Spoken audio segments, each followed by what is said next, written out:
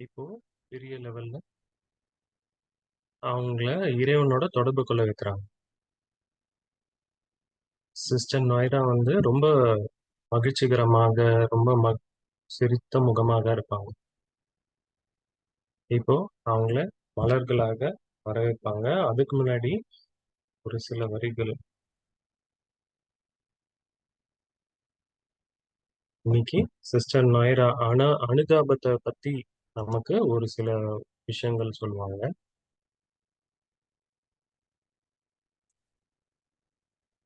எல்லாருமே ஒவ்வொரு ஆத்மாவையும் அவங்க கொடுக்கிற திருஷ்டியே அவங்களுடைய நேச்சுரோபத்தியா ஆயிடுச்சு.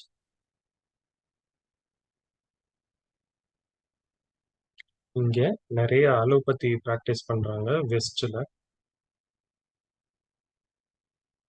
அப்போ நாம இங்க வந்து பேசிக்ஸ் அனுதாபத்துடைய பேசிக்ஸ் கிடைச்சு தெரிஞ்சு ஸ்பிரிச்சுவல் ஹோமியோபதி எல்லாருடைய சம்ஸ்காரத்தையோடையும் ஒண்ணு கூடி நடக்கணும். அதான் நாம நல்லிணக்கத்தோட இருக்க முடியும். ஒவ்வொரு நாளையும் ஒரு விழாவாக நாம கொண்டாடணும். அப்பதான் வந்து நாம நம்ம மத்தவங்களோட சந்தோஷமாவும் இருக்க முடியும். நம்மளுடைய வாழ்க்கையில நமக்கு கொடுத்த ரோலையும் வந்து ஒரு டோட்டல் சிம்பனியாவும் இருக்க முடியும்.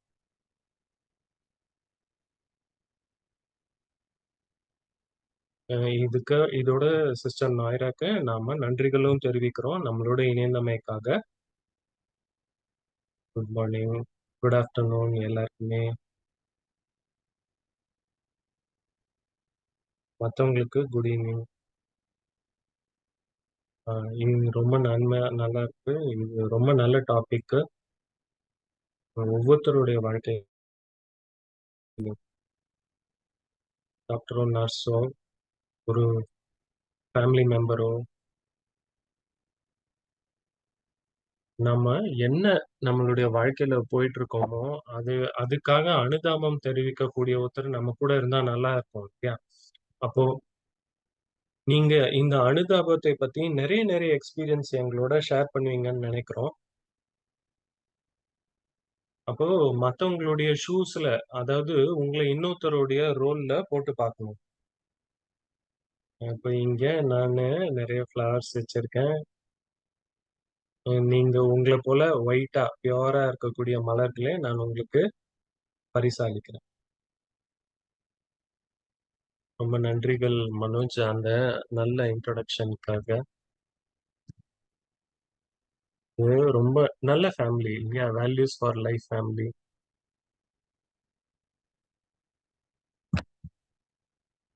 இது ரொம்ப அதிசயமா இருக்கு.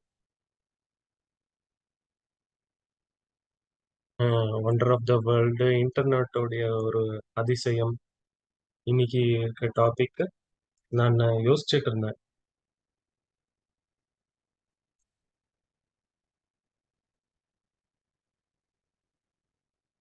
இப்போ நேரத்துடைய அழைப்பு இருந்ததுன்னா,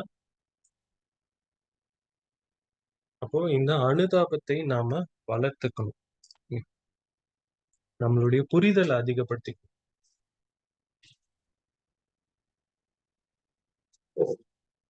நம்ம இப்போ இன்னைக்கெல்லாம் நிறைய நியூஸ் கேட்கிறோம்.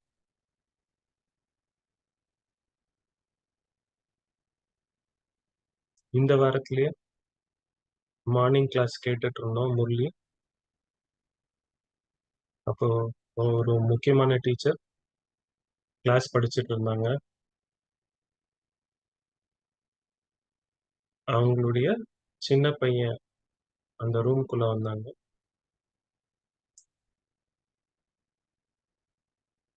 நான் உங்களை கூட்டிட்டு போவதற்காக வந்திருக்கேன் அப்படின்னு சொன்னாங்க. அவங்களுக்கு வந்து 3 மகன்கள் இருக்காங்க. அவங்க வந்து நடுவுல ஒரு கார் விபத்துல 2 மகன்களும் இறந்துட்டாங்க. அப்போ அவங்களுக்கு வந்து ரொம்ப ஷாக்கு இருந்தது. ஆனா ரொம்ப ரொம்ப காமா இருந்தாங்க. அது எப்படி ஹேண்டில் பண்ணாங்களோ ரொம்ப அதிசயமா இருந்தது. ஓ,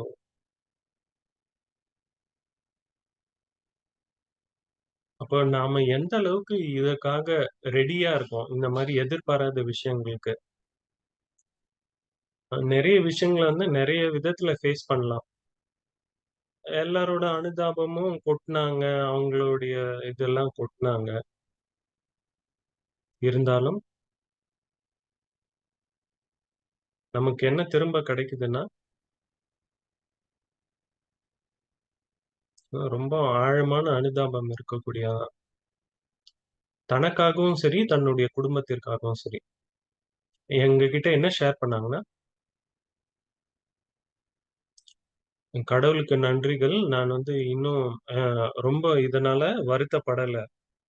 என்னால இத ஏத்துக்க முடியுது." ம். நெறைய பேருக்கு வந்து இந்த மாரி திடீர்னு வர நியூஸ ஏத்துக்க முடியாது இல்லையா? அவரு கார் ஓட்டிட்டு இருந்தாரு. அவரு போய் கிராஷ் பண்ணிட்டாரு.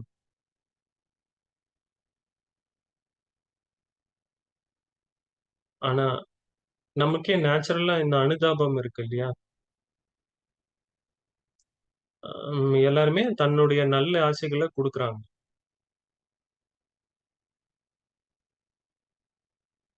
அவங்களுக்குள்ள நல்ல ஆழமான புரிதல் இருந்தது. என்ன அவங்களுடைய குடும்பம் சிச்சுவேஷன பார்த்துட்டு இருந்தது. அப்போ இவங்க ஒரு ஏஞ்சல் போல இருந்தாங்க. அந்த சிச்சுவேஷனுக்கு அவங்க ஒரு ஒளிய கொண்டு வந்தாங்க. அவங்க ரொம்ப ஸ்டேபிளா இருந்தாங்க. ஆடாம, அசையாம இருந்தாங்க. அவங்களுக்கு ரொம்ப ஆழமான சிந்தனை இருந்தது.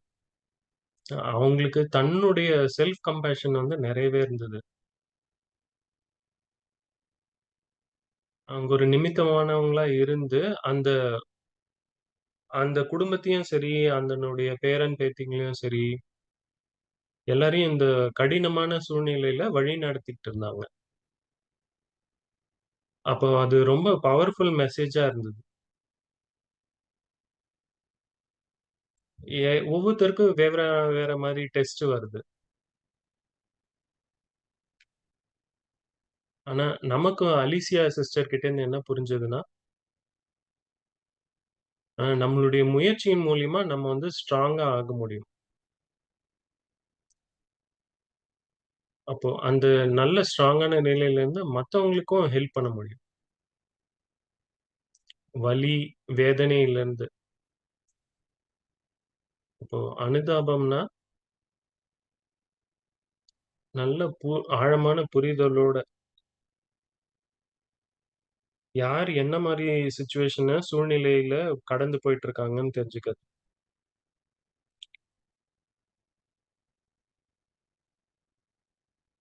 வெளியிலேருந்து பார்க்கும்போது,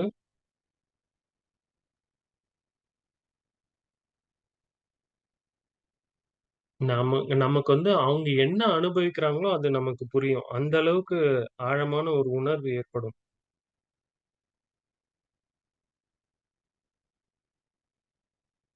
மத்தவங்க என்ன யோசிக்கிறாங்களோ, அந்த அளவுக்கு வந்து ஒரு நல்ல புரிதல் ஏற்படும்.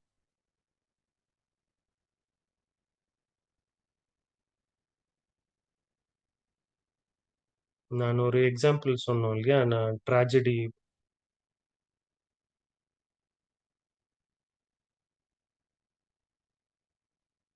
இந்த சூழ்நிலைகள் வந்து நமக்கு நேரா கண்ணுக்கு நேரா தெரியுது. ஆனா, ஒரு சில சூழ்நிலைகள் வந்து நமக்கு தெரியக்கூட தெரியாது. யாரோ ஒருத்தரு நல்லா இல்ல உடல் நலம் சரியில்ல.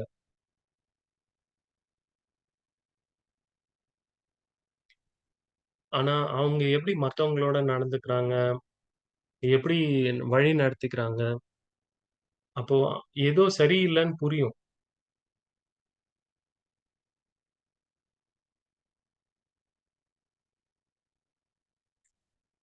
ஆனா, ஒரு நல்ல புரிதலும் தேவை. அவங்க என்ன மாரி வைப்ரேஷன் இருக்கு, அவங்க என்ன மாரி ஃபீலிங்ஸ்ல இருக்காங்க, என்ன கடந்து போயிட்டுருக்காங்க. அப்போ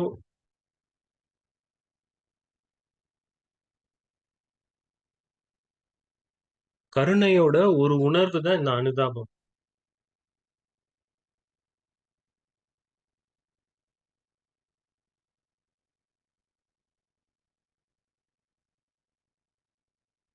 அப்ப அந்த கம்பேஷன் இருக்கும்போது, அவங்கள அந்த சிச்சுவேஷன்லேருந்து, சூழ்நிலையிலேருந்து வெளிக்கொணர நெனைப்பாங்க. அந்த எண்ணம் வந்து ரொம்ப ஆழமா இருக்கும் அவங்க கிட்ட.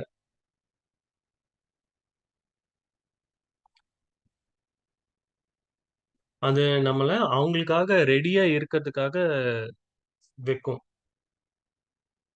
அவங்களுக்கு வந்து ஒரு பெரிய மனசு, நல்ல மனசு இருக்கும். புரிஞ்சுக்கிறதுக்கு. வெறும் புரிதலுக்காக மட்டும் இல்ல, அவங்க என்ன மாரி சூழ்நிலைகள்ல கடந்து போயிட்டுருக்காங்கன்னு. நான் எந்த விதத்துல ஒரு இன்ஸ்ட்ருமென்ட்டா இருந்து, என்னோட ஹெல்ப்ப அவங்களுக்கு குடுக்க முடியும், அப்டின்னும் புரிஞ்சுக்க முடியும்.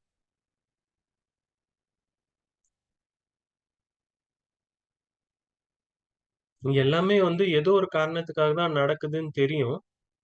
இருந்தாலும் அத எதிர்கொள்ளக்கூடிய நேரத்துல, அது அவங்களுடைய தவறுகளா இருக்கலாம், அவங்களுடைய கர்மங்களா இருக்கலாம், அவங்களுடைய தொடர்பா இருக்கலாம். ஆனா அந்த சூழ்நிலைய எதிர்கொள்ளும் பொழுது, அது ஒரு பனிஷ்மென்ட் போல கூட இருக்கலாம்.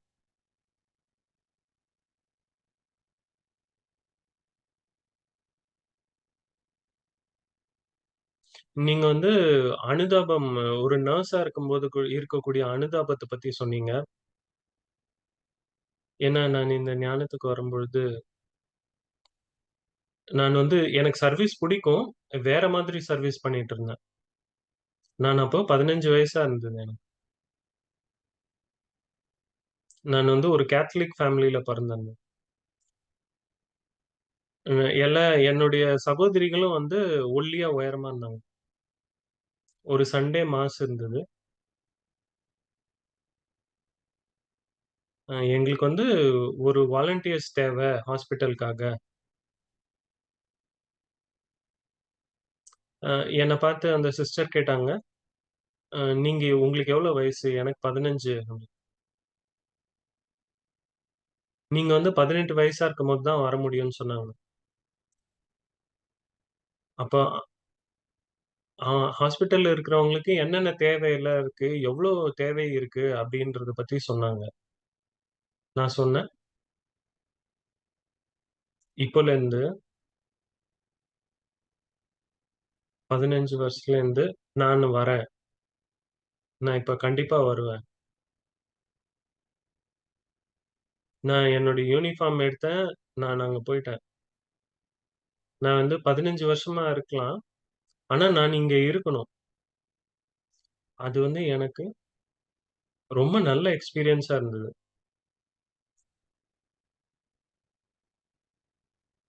ஒரு சில நேரங்கள்ல சிறைச்சாலையில இருக்கிறவங்கள வந்து கூட்டிட்டு வந்திருந்தாங்க.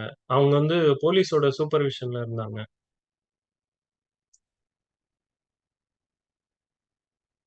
மத்தவங்க அவங்கள வந்து கிரிமினலா ரொம்ப இதுவா பார்த்தாங்க.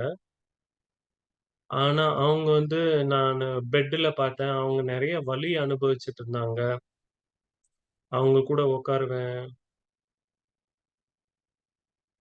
அவங்க ஏன் இங்க இருக்காங்கன்றது ஒரு விஷயமே இல்ல. அவங்க சிறைச்சாலையில இருக்கக்கூடியவங்களா இருக்கலாம். கைதிகளாக இருக்கலாம்.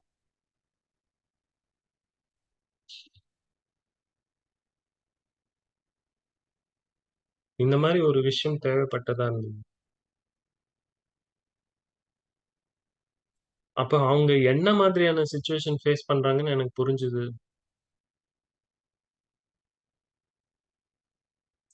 ஒரு குழந்தை வந்து அவன் கால்கள் பிறக்கும் பொழுதே வந்து அ டிஃபார்ம்டா இருந்தது. அதாவது சரியா எப்படி இருக்கணுமோ அப்படி இல்ல. அவங்களுக்கு வந்து நெறைய சர்ஜரியும் பண்ணாங்க. நான் அவங்க கூட நெறைய நேரம் ஸ்பெண்ட் பண்ணேன்.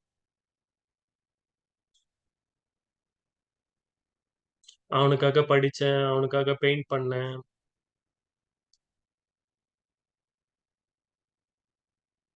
எனக்கு அப்ப நல்லா புரிஞ்சிருந்தது. அவ எந்த சூழ்நிலை கடந்து போயிட்டுருக்காங்கன்னு நான் புரிஞ்சது. அவரு அர்ஜென்டினாவை சேர்ந்தவரு. அவருக்கு ஃபேமிலி இல்ல, வாலண்டியர்ஸ் இல்ல. நான் 15 தான் வயசு தான். நானு நைட்டு ஃபுல்லா டியூட்டி பார்த்துட்டு மறுபடியும் காலைல 6 மணிக்கு வந்துருவேன். ஒரு சாட்டர்டே இரவு. என்ன வந்து சர்ச்சுக்கு கூட்டிட்டு போங்கன்னு சொன்னாரு. அவரு வந்து ஹாஸ்பிட்டலு சுத்தி கூட்டிட்டு போங்கன்னாரு.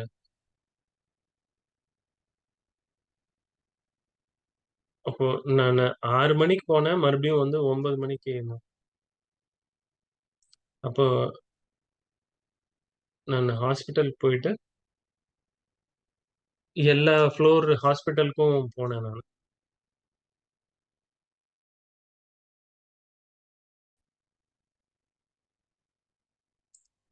அப்ப அந்த குழந்தைய வந்து வெளியில கூட்டிட்டு போக விடல, வீல் சேர்ல வச்சுட்டு.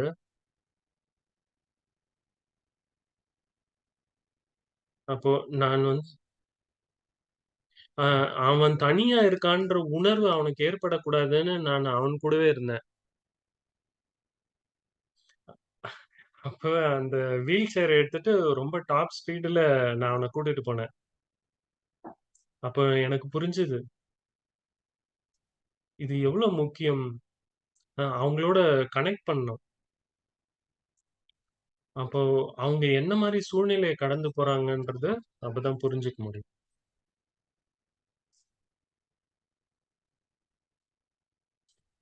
இரக்கம் வந்து நம்மள இன்னும்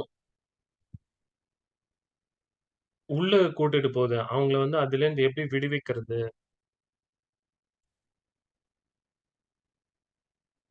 அப்போ இரக்கம் வந்து என்னுடைய நேச்சுரலான ஒரு விஷயம். அன்ப வெளிப்படுத்துவதற்கு.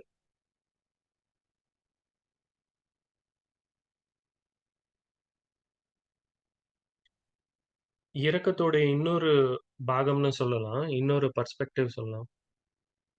அந்த நேரத்துல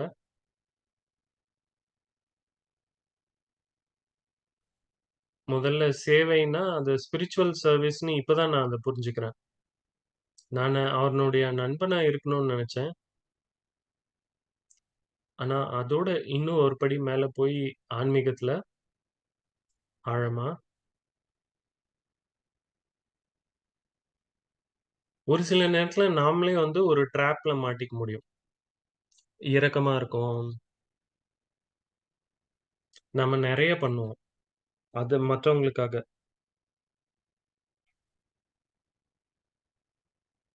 அவங்களுக்கு நெறைய உதவி தேவைன்னு நெனைப்போம். அவங்களுக்கு அவ்ளோ தேவ இருக்கு. அப்போ 24 மணி நேரமும் மத்தவங்களுக்காக உதவிட்டே இருக்கணும். அப்போ இரக்கத்தோடயே ஒரு அயர்ச்சியே ஏற்பட்டுடும். அப்போ நான் எனக்கு புரிதலான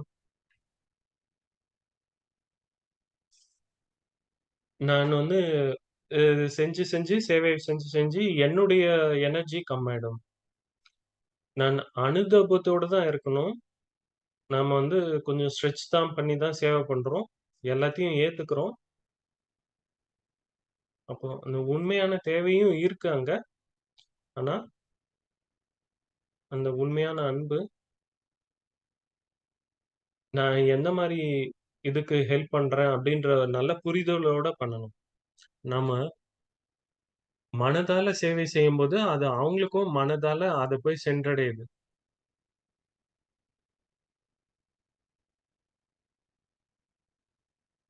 இது வந்து வொர்க்குக்கும் சரி, அ குடும்பத்திற்கும் சரி, நாம வந்து ஒரு இன்ஸ்ட்ருமென்ட்டா இருக்கணும். நமக்கு வந்து இன்னும் நல்ல புரிதல் இருக்கு. ஒரு சில நேரத்துல நமக்கே வந்து ஒரு எரிச்சல் ஏற்படலாம். அ அந்த நேரத்துடைய தேவை இருக்கும்பொழுது. நெறைய செய்திகள் கேட்கிறோம், உலகம் முழுவதும், நம்மை சுத்தியும். அப்போ நம்மளால பிசிக்கலா எதுவுமே பண்ண முடியாது. ஆனா இரக்கத்துக்கும் ஒரு எல்லை இருக்கு.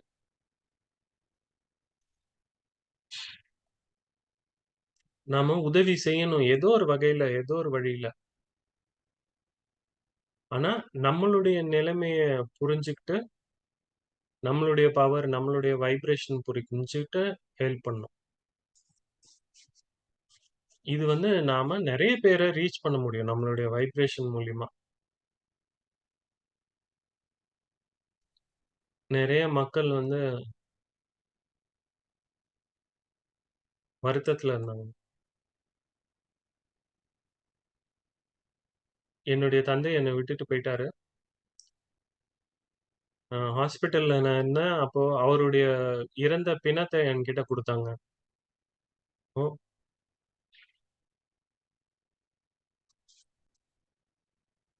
நான் வந்து என்னுடைய தந்தை போனதுக்கு அப்புறமா நான் தனியா இருந்தேன்.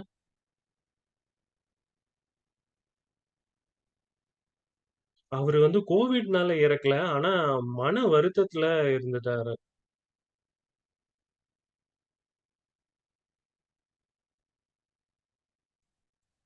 அப்போ நான் நெறைய குட் விஷஸ் குடுத்தேன். "நீ வந்து தனியா இல்ல அப்பா." ம்.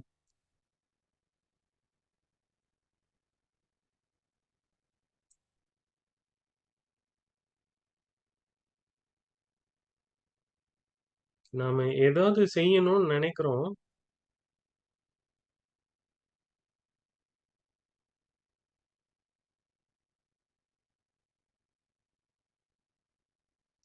இது ரொம்ப அனுதாபத்தினுடைய விஷயம். மினிமமான விஷயம் வந்து நாம பண்ணலாம். எவ்ளோ பாதுகாப்பற்ற நிலைய இன்னொருத்தர் அனுபவம் பண்ணுவாங்க இல்லையா? நமக்கு அந்த சக்தி இருக்கு. ஆம். நாம இல்லனாலும் நம்மளுடைய இருக்கிறதுக்கான அனுபவத்த அவங்க பண்ண முடியும். நான் வந்து அ தெளிவான பார்வை மூலியமா, விஷன் மூலியமா நம்மளுடைய எனர்ஜிய அவங்களுக்கு குடுக்க முடியும். என்னுடைய சக்தி இதுதான். அனுதாபம் வந்து அன்லிமிட்டடா நானு மத்தவங்களுக்கு குடுக்க முடியும். நான் வந்து சுப்ரீம் சோர்ஸோட கனெக்ட் பண்ணி, அவருடைய குணங்கள பத்தி யோசிச்சு, அது என்னுடைய சிந்தனையின் மூலியமா, என்னுடைய ஃபீலிங்ஸ் மூலியமா என்னால சேனலைஸ் பண்ண முடியும். எனக்கு இந்த எந்த நேரத்துடைய தேவை புரிதல் இருந்ததுன்னா, அதற்கேத்தாப்போல நான் பரமாத்மாவுடைய சக்திய மத்தவங்களுக்கு குடுக்க முடியும். ஒரு சில நேரத்துல அனுதாபத்தோடயோ, இரக்கத்தோடயோ இருக்கணும்னு நெனைக்கிறோம். ஆனா நம்ம சுத்தி இருக்கக்கூடிய ஃபேமிலிலயோ, ஒர்க்லயோ அவங்களுக்கு மோட்டிவேஷன் இல்லாம போயிருக்கலாம். ஆனா அவங்க வந்து ஆட்டோமேட்டிக் மோட்ல ஒர்க் பண்ணிட்டு இருக்கலாமா இருக்கும். அ ஒரு எரிச்சலோட, ஒரு மகிழ்ச்சியே இல்லாம ஒரு வேலைய பண்ணிட்டு இருப்பாங்க. அது எல்லாருக்குமே தெரியும் இல்லையா? இதனால அவங்க ரொம்ப சென்சிட்டிவ் ஆயிடுவாங்க. நானு இத கேட்டுப்பட்டா சிஇஓன்னா சீஃப் எம்பத்தட்டிக் ஆஃபிசர்ன்னு சொல்றாங்க இப்போலாம்.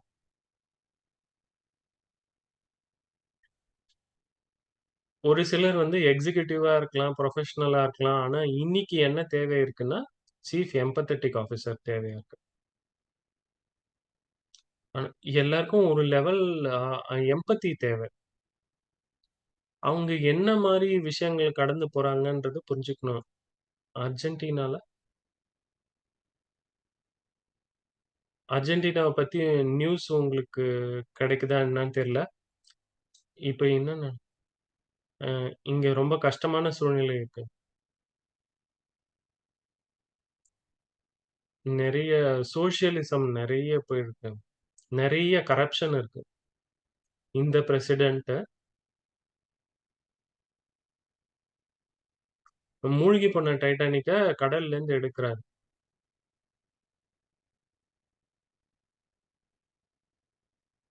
நாங்க 240% இன்ஃப்ளேஷன் இருக்கு. அ அணு கற்பனை பண்ணி பார்க்க முடியுமா உங்களால? நீங்க காலையில போகும்போது ஒரு விலை இருக்கும். அ நான் கொட்டேஷன் கேட்கிறேன். ஒரு பியூனஸ் ஐரஸ்ல ஒரு பில்டிங்க்கு. இந்த ஒரு ஜன்னலுக்காக ஒரு விலை சொல்றாங்க. அது வந்து இன்னைக்கு மட்டும் தான். நாளைக்கு இது மாறும்ன்னு சொல்றாங்க. ஸோ, அ விஷயம் விஷயம் நெறைய பெசோ வந்து ஃபுல்லா டீவேல்யூட் ஆயிடுச்சு. அப்ப அவரு ஸ்டேபிளைஸ் பண்ண ட்ரை பண்றாரு. காஸ்ட் வந்து ஜாஸ்தியா இருக்கு. நெறைய இளைஞர்கள் இந்த நாட்டை விட்டு போயிட்டாங்க. இப்ப என்ன நடக்குதுன்னா, இந்த கவர்மெண்ட் ரொம்ப பெருசாயிடுச்சு. கரப்ஷன் ஜாஸ்தி ஆயிடுச்சு. அப்ப அத குறைக்க ட்ரை பண்றாரு.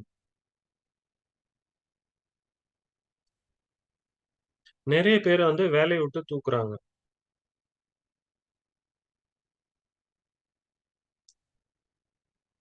அப்போ நெறைய குழப்பம் ஏற்படுது.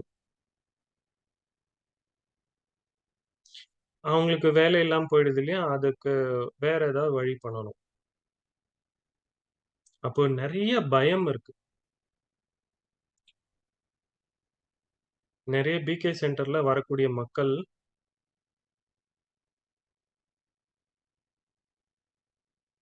அப்போ ரொம்ப சென்சிட்டிவா இருக்காங்க.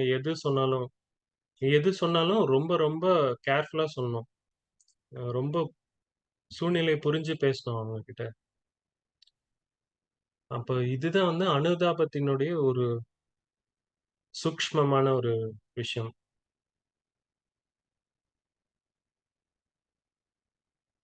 நமக்கு லா ஆஃப் கர்மா தெரியும். எது எல்லாம் நடக்குதோ, எல்லாமே ஒரு காரணத்துக்காக தான் நடக்குது இல்லையா? நமக்கு நம்ம மனசுல என்ன எண்ணம் எழுதோ, அதுக்கு கூட பலன் கிடைக்கும்.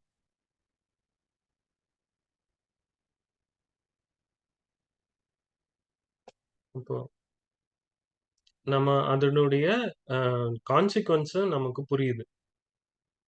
விளைவுகள். ஒரு சிலர் வந்து ரொம்ப அழகா வாழ்க்கை நடத்திட்டு போறாங்க.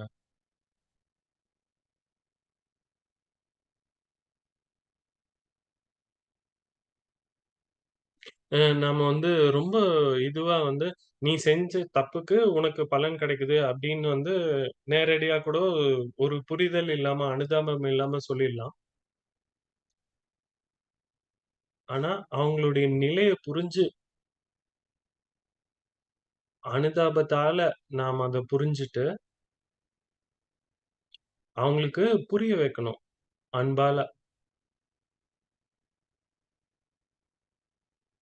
எது வந்து அவங்கள வேற இடத்துக்கு கூட்டிட்டு போகும். அவங்களுடைய நிலைய மாத்தும். எந்த வகையில அவங்களோட நம்ம நேரத்தை செலவு பண்றோம். கரெக்ட்டா அவங்களுக்கு என்ன சொல்லணும், எந்த நேரத்துல சொல்லணும்னு புரிதல் வேணும். ஏன் வந்து இந்த விஷயங்கள்லாம் நடந்திருக்கு? இது வந்து கொஸ்டின் ஏன் எனக்கு இது நடந்தது? ஏன் இது ஆச்சு? ஏன் எங்களுக்கு மட்டும்?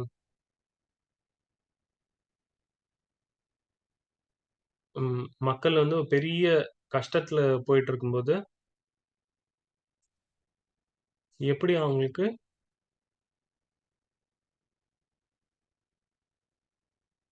நமக்குள்ள இருந்து அவங்களுக்கு சக்திய குடுக்கறது. சக்திய வந்து வைப்ரேஷனுடைய ரூபத்துல குடுக்கணும். அன்பான ஒரு விஷன் அவங்களுக்கு நாம குடுக்கணும். ஏன்னா, மக்கள் வந்து அ ரொம்ப வீக்கா இருக்கும்போது, அவங்களால இதெல்லாம் செய்ய முடியாது. அது அவங்களுக்கு உதவியும் பண்ணாது. அவங்களுக்கு என்ன வேணும்னா, யாரோ ஒருத்தர் அவங்களுக்கு ஹெல்ப் பண்ணணும். ஒரு அம்மா வந்து குழந்தைய பாத்துக்கிறாங்க இல்லையா? அதுபோல. ஸ்கூலுக்கு போனா எதையா உடைச்சுட்டு வந்திருக்கும் குழந்தை. அ ச அ அடிபட்டு வரலாம். சட்டை கிழிஞ்சு வரலாம். ஆனா, அம்மா வந்து உடனே குழந்தைய கட்டி பிடிச்சுப்பாங்க. அப்புறம் அவங்களுக்கு என்ன சொல்றாங்களோ கேட்பாங்க. அவங்கள வந்து குளிக்க வைப்பாங்க. அப்புறமா அவங்களுக்கு சாப்பாடு குடுப்பாங்க. அவங்கள ம ந சேஃபா உணர வைப்பாங்க. அப்புறமா அவன் ஏதோ தப்பா பண்ணிட்டான் குழந்தை.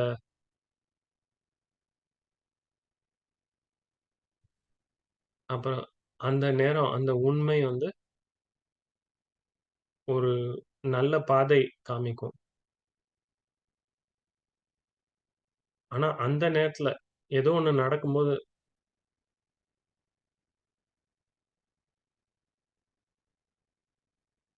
நம்ம வந்து மத்தவங்களுக்கு சக்தி குடுக்கணும். யாரோ ஒருத்தர் அமைதி இல்லாம இருக்காங்கன்னா, நான் அமைதியா இருந்தா அவங்களுக்கு அமைதி குடுக்கணும். இரக்கத்தோட.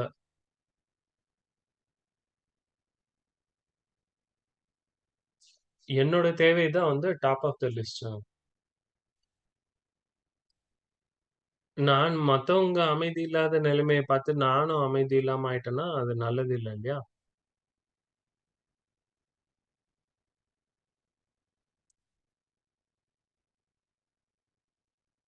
இந்த நியூஸ கேட்கும்போது அந்த சகோதரி வந்து அவங்களும் இது கொஞ்சம் ஷாக்கா இருந்தாங்க. நாங்கலாம் ஷாக் ஆயிட்டோம். எல்லாருமே வந்து அவங்களுக்கு நல்லாசிகள் குடுத்தாங்க. அப்புறமா அவங்க கிளம்பி போனாங்க.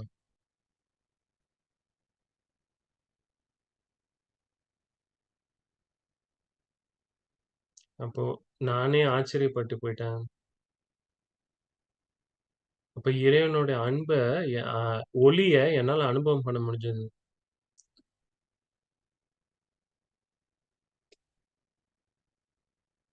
அப்போ என்ன மட்டும் இல்ல, இறைவன் என்னுடைய முழு குடும்பத்துக்கும் ஒளி குடுத்துட்டு இருக்கதாக என்னால அனுபவம் பண்ண முடிஞ்சது. அப்ப அவங்க அந்த நாளுடைய இரவுல அவங்க ஒரு ஏஞ்சல் போல இருந்தாங்க அந்த வீட்டுக்கு.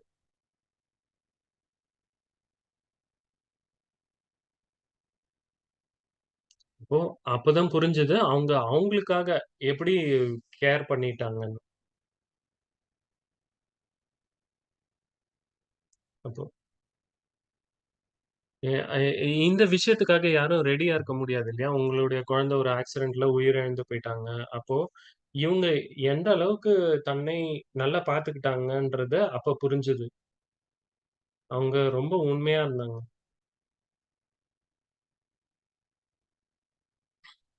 ஏதாவது ஒரு நல்லா இல்லாத ஒரு உணர்வ அவங்க இது பண்ணும்போது, அவங்க இதெல்லாம் ஓகே அப்படின்னு.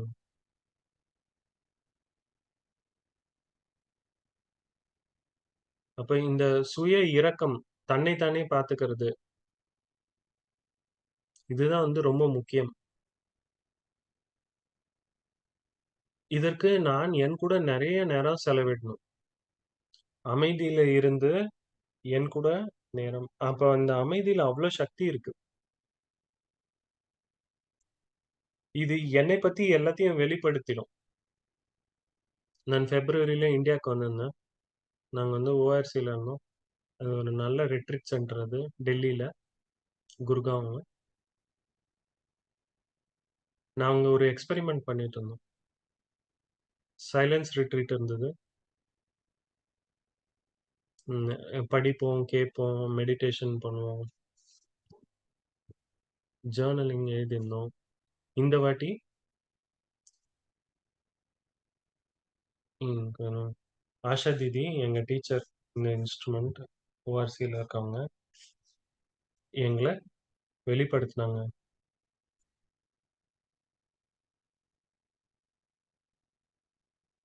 சைலன்ஸா இருக்கும்போது நீங்க வந்து பொழுதுபோக்க ஆரம்பிச்சுடுறீங்க. ஆனா, அப்போ பிரம்மா குமாரிஸோடைய ஆரம்பத்துல பிரம்மா பாபா, மம்மா இருந்தாங்க. அவங்க ஸ்தாபிதம் செஞ்சாங்க. மம்மா வந்து வரும்போது ரொம்ப சின்ன வயசா இருந்தாங்க. அப்ப அவங்க நெறைய முயற்சி பண்ணாங்க. நான் யாரு? நான் யாருடையவங்க? அப்படின்றது வந்து நெறைய சக்தி எடுத்தாங்க. இறைவன்ட்டேருந்து. ஆஷா தீதி சொன்னாங்க, மம்மாவும், பாபாவும் நம்மள வந்து முழுமையான அமைதியில இருக்க வச்சாங்க. ஒவ்வொரு விதமான அவேர்னஸ்லயும் நம்மள இருக்க வச்சாங்க. ஒரு ரூம்ல போட்டாங்க. நீங்க எதுவுமே பண்ண வேணாம்.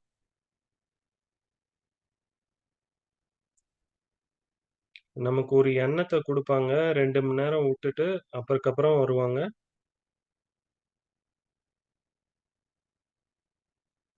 அப்ப வந்து மம்மாவும், பாபாவும் இருந்தாங்க. இப்போ இல்ல. நான் வந்து திருஷ்டி குடுக்குறேன். ஆத்மாக்கு ஆத்மா விஷன் குடுத்தாங்க. அது வந்து சக்தி குடுத்தது.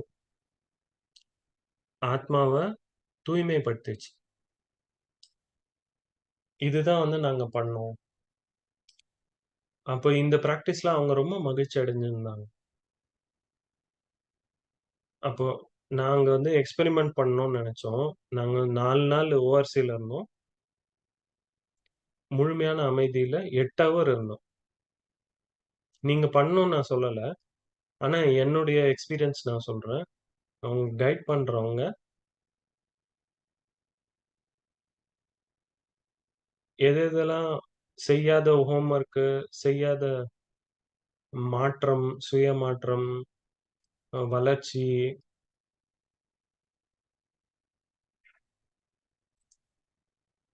என்னோட குறைகள்,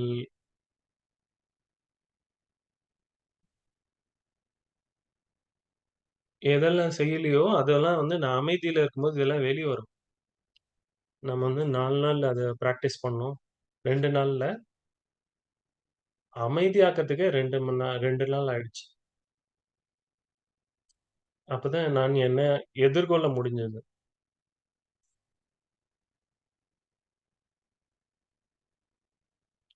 அப்போ நான் மத்தவங்களுடைய வாழ்க்கையில மாற்றம் ஏற்படுத்தணும்னா, அந்த ஹோம் ஒர்க் நான் முதல்ல பண்ணியிருக்கணும். அப்போ நெறைய தைரியம் தேவையா இருந்தது. என்னை நானே ஃபேஸ் பண்ணிக்கிறதுக்கு.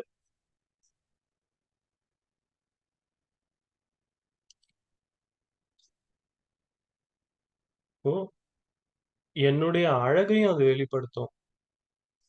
என்னுடைய உண்மையான சக்திய வெளிப்படுத்தும். அதுதான் வந்து ஆத்மாவுடைய DNA இல்லையா? நான் அமைதி இல்லாம இருந்தாலும், கவலைப்பட்டாலும், என்னை யாரோ அவமானப்படுத்தியிருந்தாலும் சரி, நான் தான் என்ன ஹீல் பண்ணிக்கணும். அப்பதான் நான் எனக்கு ஒரு சான்ஸ் குடுத்துக்கிறேன்.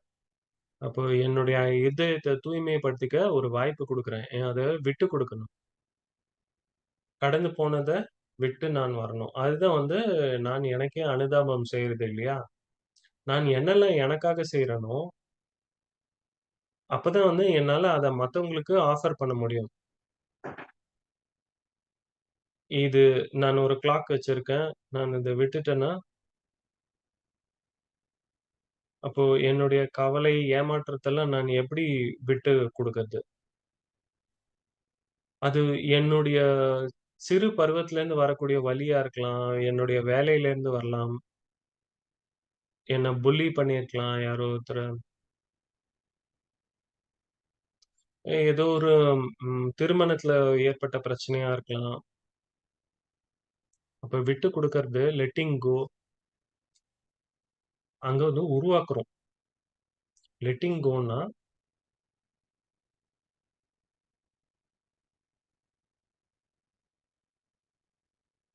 அப்போ அந்த சூழ்நிலையிலேருந்து வரக்கூடிய எண்ணங்கள நம்மளுடைய மனசுக்கு குடுக்கக்கூடாது. எனக்கு எதனால அந்த வலி ஏற்பட்டதோ, அதே எண்ணத்த நான் திரும்ப திரும்ப குடுக்கக்கூடாது. அப்ப நானு எனக்கே இன்னும் நெறைய டென்ஷன் நான் குடுத்துக்கிறேன். அப்ப என்னுடைய கவனத்த அந்த விஷயத்துலேருந்து வெளில எடுக்கணும். நான் வந்து இத கடந்து போகணும். அத விட்டு குடுக்கணும். இப்ப எனக்கு என்ன வேணுங்கிறதுல நல்ல தெளிவு வேணும். அப்போ யாரோ ஒருத்தர் குழந்தைங்கள வந்து புல்லி பண்றாங்கன்னா, அவங்க வந்து அவங்களுக்கு வலி ஏற்படலாம். அவங்கள அப்போ அவங்களுடைய பெற்றோர் வந்து ஸ்கூல்ல போயி இத சொல்லலாம். ஒரு வகையில அவங்களுக்கு அடிபட்டிருக்கு. அவங்க வந்து அன்சேஃபா ஃபீல் பண்றாங்க. அப்போ ஏதாவது பண்ணணும். அப்ப அந்த குழந்தைக்கு என்ன தேவைன்னு பார்க்கணும். அத வந்து பெற்றோர் அந்த ஸ்கூல்லேருந்து எடுத்து ஸ்கூல் மாற்றம் பண்ணலாம். இல்லன்னா, அத எது வந்து அ ஹர்ட் பண்ணிச்சோ, அத விட்டு வெளிய வரதுக்கு அவங்களுக்கு ஹெல்ப் பண்ணணும். அத வந்து திரும்ப திரும்ப அத பார்க்கும்போது,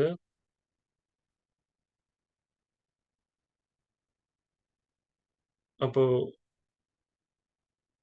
அந்த காயத்த தாண்டி வரணும். எனக்குள்ள நான் ஆழமா போகணும். எங்கேருந்து வருது? நான் வந்து உண்மையிலேயே அமைதியான சொரூபம். நான் ஆத்துமா. இது வந்து சொல்றா போல ரொம்ப ஈஸிலாம் கிடையாது. அது ஆ அ கடவுளுடைய உதவி இல்லாம இத நானு இந்த மாரி உணர முடியாது.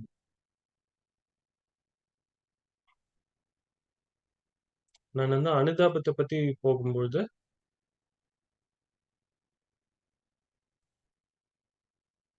யாரோ ஒருத்தர் ஒரு சூழ்நிலை போயிட்டுருக்கும்போது, அதையும் தாண்டி நான் போணும். அப்பதான் அத நான் பண்ணும்போது, நானு பிராக்டிஸ் பண்ணோம். எப்படி வந்து ஹீல் பண்றதுக்கு. எது என்ன இழுக்குது முன்னேறத்துக்கு?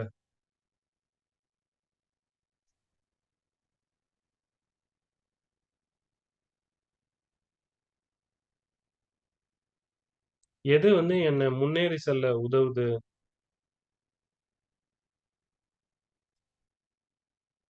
எது வந்து என்ன இழுக்குது? அ பார்த்தா எல்லாத்துக்கும் விடை வந்து கடவுளுடைய அன்பு. அதுதான் வந்து எல்லாருக்குமே தேவ. உலகத்துல இருக்கிற எல்லாருக்குமே.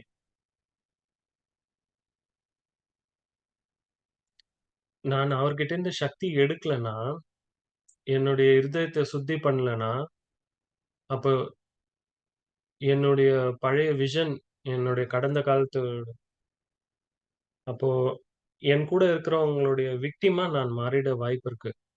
அது மட்டும் பத்தாது. நானு சக்திசாலின்னு உணரணும். அப்ப அந்த விழிப்புணர்வு நான் யாரு அப்படின்றது வெறுமனே கண்ணாடியில பார்க்கறதால மட்டும் கிடைக்காது. கடவுள் என்னை என்ன மாதிரி பார்க்குறாரு அப்படின்னு நானு உருவகப்படுத்தி பார்க்கணும்.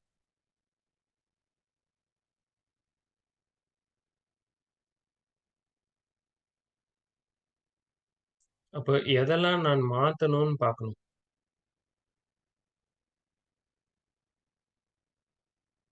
நான் யாருடையவன்? அடுத்தது இல்லையா? என்னுடைய ஈகோவ நான் கடந்து வரணும். இதுதான் வந்து எல்லா வருத்தத்துக்கும் காரணம். இது வந்து என்னுடைய அடுத்த லெவல் விழிப்புணர்வுக்கு கூட்டிட்டு போகும்.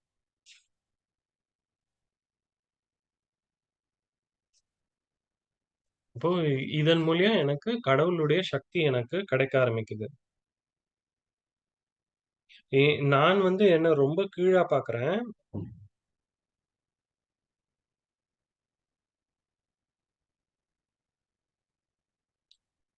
அப்போ யாரோ ஒருத்தர் என்ன நம்புறாங்க இல்லையா? அவங்க மூலியமா நானு அவரு எப்படி என்ன பார்க்குறாரோ, அதே போல நானும் என்ன பார்க்க ஆரம்பிக்கணும்.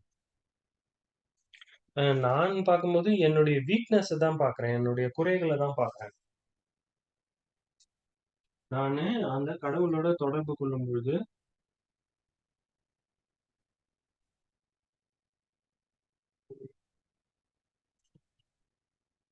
அவருக்கு என்ன எப்பவுமே இப்பயும் சரி, கடந்த காலத்திலயும் சரி, அவருக்கு என்னை எல்லாமே தெரியும். அவருக்கு என்னை பத்தி மிக உயர்ந்த விஷனும் இருக்கு. பார்வையும் இருக்கு. அப்போ நான் அத புரிஞ்சுக்கும்போது, என்னுடைய வலி, கவலை எல்லாம் நான் சேர்த்து வச்சிருக்கேன் இல்லையா? என்னுடைய வாழ்க்கையில. அதெல்லாம் என்னுடையது கிடையவே கிடையாது. இத நான் செய்யும்போது, என்னுடைய உள்ளுடைய உலகம் அப்ப மத்தவங்களையும் இந்த ஹீலிங் குணப்படுத்தக்கூடிய அந்த வழியில நாம கூட்டிட்டு முடியும். அவங்க யாருன்னு சொல்ல முடியும். நான் வந்து மத்தவங்களுக்காக எதையுமே சால்வ் பண்ண முடியாது. நாம வந்து அவங்களுக்கு இன்ஸ்பிரேஷன் குடுக்க முடியுமே தவிர, உள்ளுக்குள்ள போய் ஆழத்துல இறைவனோட தொடர்பு கொள்ள வைக்க தான் முடியுமே தவிர, நான் வந்து ஹாஸ்பிட்டலுக்கு போம்போது, வார்டுக்குலாம் போயி எல்லாருக்குமே சாப்பாடுலாம் குடுப்பேன். அவங்களோட உட்காருவேன், பேசுவேன். அவங்களுக்காக ஏதாவது எழுதுவேன். நான் வந்து யூஸ்ஃபுல்ன்னு நெனச்சேன். ஆனா அதுக்கு மேல என்னால எதுவுமே பண்ண முடியாது. ஆனா அவங்க குணப்படக்கூடிய விஷயம், அவங்க வெளிவரக்கூடிய டைம், அதெல்லாம் வந்து அவங்களுடைய டைம் தான். அதுல நம்ம எதுவுமே பண்ண முடியாது. ஆனா, அவங்களுக்காக ஒரு பெரிய விஷன உருவாக்க முடியும். அவங்களுக்கு இன்ஸ்பிரேஷன் குடுக்க முடியும்.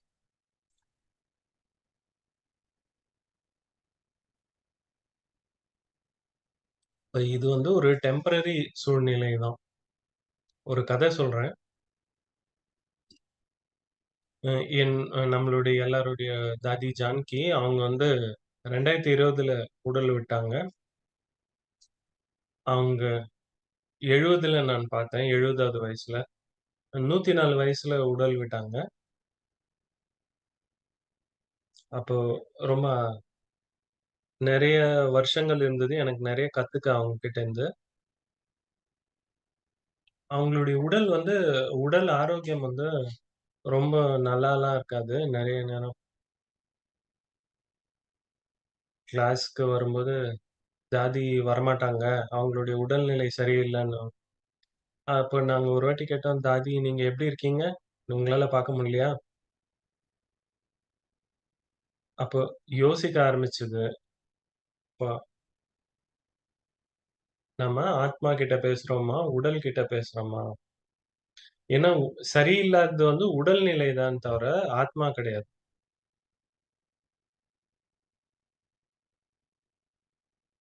அப்போ தாதி வந்து உண்மையிலே சக்திசாலி, நல்ல ஹெல்தி தான்.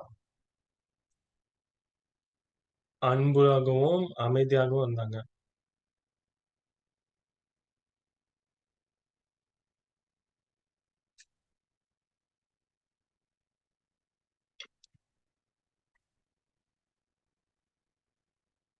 பார்த்த உடனே சொல்லுவாங்க, "நீ ஏதாவது சொல்லுங்க" அப்படின்னோனே, உடனே ஏதாவது கதை சொல்ல ஆரம்பிச்சுருவோம். அவங்க வந்து அத ஒண்ணுமே இல்லாதபடி ஆக்கிடுவாங்க. நான் வந்து அப்போ நெறைய கம்ப்ளைண்ட் பண்ணுவேன். அப்ப இருந்த சென்டர் கோஆர்டினேட்டர் வந்து, அவங்க வந்து என்ன சரியாவே நடத்த மாட்டேங்கிறாங்க. தாதி வந்து நல்லா பார்த்துட்டு சொன்னாங்க, "அவங்க தான் உன்னுடைய பெஸ்ட் ஃபிரெண்ட்." அப்ப தாதிக்கு ஒண்ணுமே புரியல. நான் மறுபடியும் சொன்னேன். அப்ப தாதி சொன்னாங்க, "அவங்க உங்க ஃபிரெண்ட்." அப்ப நான் கொஞ்சம் டிசப்பாயிண்டடா இருந்தேன். அப்ப அவங்க அந்த விதைய என்னுடைய மனசுல போட்டுட்டு இருந்தாங்க. அப்போ எனக்கு வந்து யாருடைய சப்போர்ட்டும் தேவையில்ல, அந்த நேரத்துல. அப்போ வந்து தாதி சொன்னது வந்து எனக்கு சக்திய குடுத்தது. என்ன ஃப்ரெண்டுன்னு சொன்னாங்க.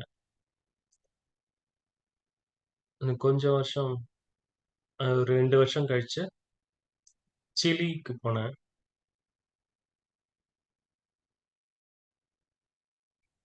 அப்போ அங்க மலைகள் இருக்கும். பனி. அப்போ நானு மவுண்டன் நோக்கி போயிட்டுருந்தேன். மலையில.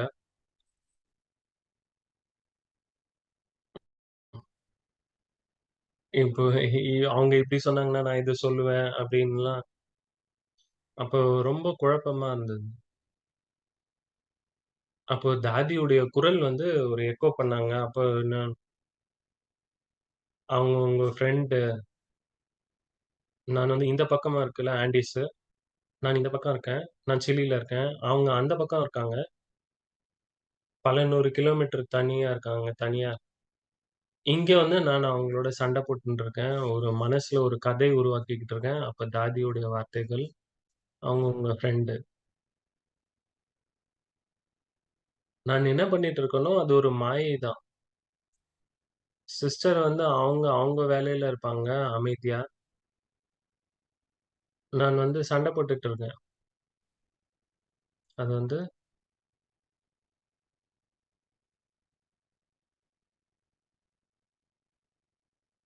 அப்போ நான் அங்க அவங்களோட இருக்கும்போது நடந்த விஷயங்கள் எல்லாமும் மாயை தான் இல்லையா? அதுதான் வந்து என்ன ரொம்ப யோசிக்க வச்சது. ம். எப்பயுமே அது மாயை தான்.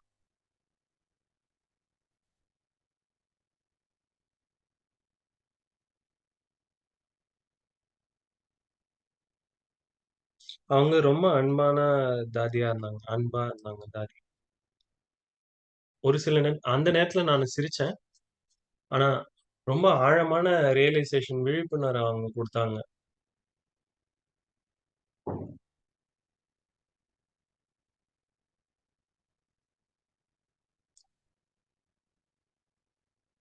இப்ப மத்தவங்கள வளர்க்கறதுல அவங்க ரொம்ப ஆர்வமா இருந்தாங்க.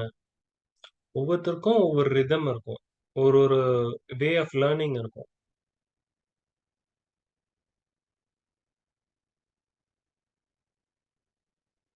எனக்கு அந்த தேவையினுடைய புரிதல் இருந்தது.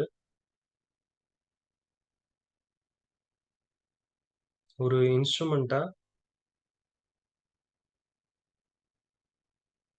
தாதி வந்து எங்களுக்கு என்ன குடுத்தாங்களோ, அதுக்கு வந்து அவங்க கிரெடிட் எடுத்துக்கவே இல்ல.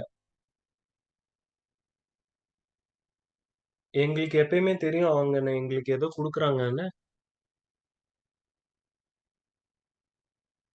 ஆனா, அவங்களுக்கு வந்து சக்தி வந்து பரமாத்மா கிட்ட இருந்து கிடைச்சிட்டு இருந்தது. அவங்க வந்து பிரம்மா பாபாவ நேருக்கு நேரா பார்த்துருக்காங்க இல்லையா? சக்தி வந்து அவர் தான் இருக்கிறதுலயே ரொம்ப அனுதாபி.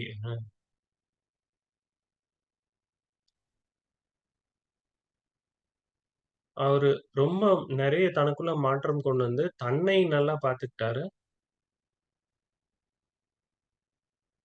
அவங்கள பார்க்காதவங்க கூட அவருடைய வாழ்க்கையிலேருந்து இன்ஸ்பிரேஷன் எடுத்துக்க முடியும். அந்த அளவுக்கு ஒரு வாழ்க்கை வாழ்ந்தார். நான் வந்து தாதியுடைய எக்ஸாம்பிள் சொல்ல முடியும். நம்மளுடைய ஆதாரம் அத பத்தி என்னால பேச முடியும். நான் எங்கேருந்து கத்துக்கிட்டேன். என்னுடைய வாழ்க்கை எவ்ளோ மீனிங்ஃபுல்லா இருக்கு இல்லையா? இதுலேருந்து தான் நான் பேச முடியும். அப்ப இதே ஒரு விதமான ஸோ இங்கே இதோட நான் இத முடிக்கிறேன். இப்போ ரொம்ப நல்லா இருந்தது. நீங்க பேசுறத கேட்கும்போது. நீங்க நெறைய சொன்னீங்க அனுதாபத்த. ஒரு டாக்டரா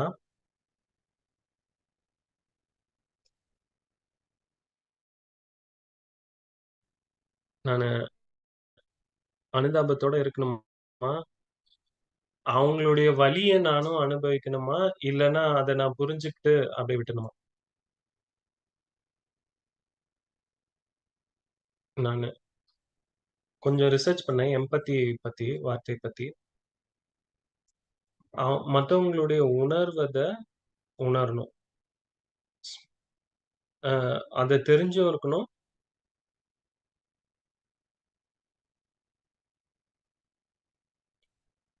நோயாளிகள் நெறைய விதமான வலிகளுக்கு தாண்டி போறாங்க இல்லையா?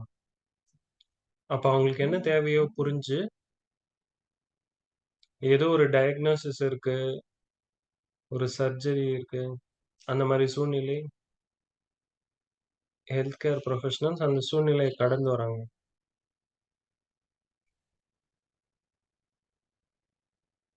நமக்கு அவங்க என்ன பண்றாங்க, என்ன மாரி வலி ஆனா அவங்களுடைய வலிய நானும் அனுபவம் பண்ண வேணாம். அப்ப எனக்குமே உதவி தேவையாயிடும். இப்ப இது வந்து அன்பும், டிட்டாச்மென்ட்டும் அ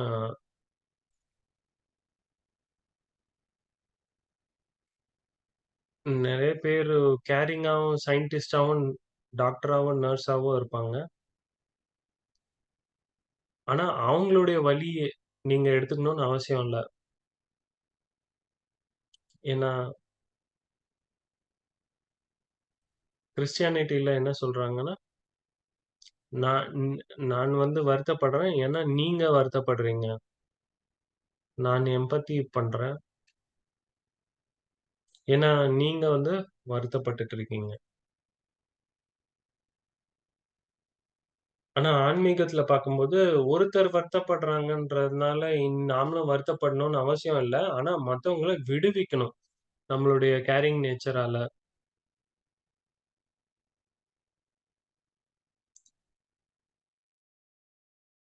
அப்போ நீங்க சிலில இருந்தபோது ஒரு பல வருஷங்களுக்கு முன்னாடி நீங்க வந்திருந்தீங்க. நீங்க வந்து டாக்டர்ஸ் கிட்ட பேசுனீங்க இல்லையா? அப்ப அது வந்து நெறைய ஹோப் குடுத்துச்சு.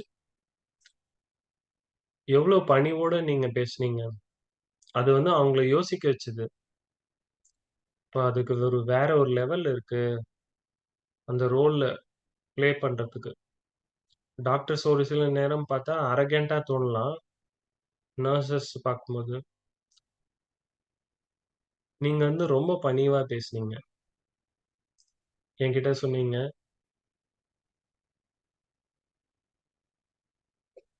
ஒரு சர்ஜன் நீங்க கழுத்துல. எனக்கு வந்து கிஃப்ட். எனக்கு ஆசீர்வதிக்கப்பட்ட கரங்கள் இருக்கு. ஒரு சர்ஜனா நீங்க பேசுனீங்க. ஆனா உங்களுடைய கைகள உங்களுடைய நோயாளிகள ரொம்ப அன்பாகவும், ரொம்ப கேரோடயும் பார்த்துக்கிறீங்க. நான் உங்கள பார்த்துருக்கேன். மக்களோட பேசும்போது, பிரஸ்ட் கேன்சர டயக்னோஸ் பண்ணீங்க.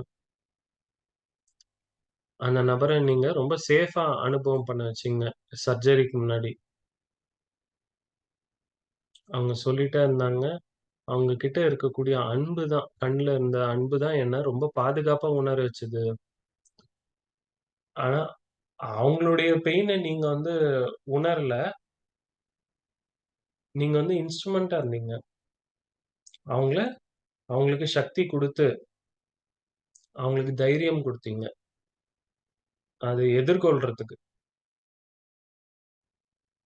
அது அந்த ஹீலிங்கையும் கடந்து செல்வதற்கு உதவி பண்ணீங்க. ஆனா, இன்னொரு பக்கத்துல உங்கள நீங்க பாதுகாத்துக்கணும். ஏன்னா, அந்த வைப்ரேஷன் அந்த வலி, கவலை உலகத்திலேயே பார்த்தா கூட வைப்ரேஷன் ரொம்ப வீக்கா இருக்கு. எந்த கடைக்கு போனாலும் சரி, எல்லாருமே ரொம்ப கவலைப்படுறாங்க. ரொம்ப ஹார்ஷா இருக்காங்க.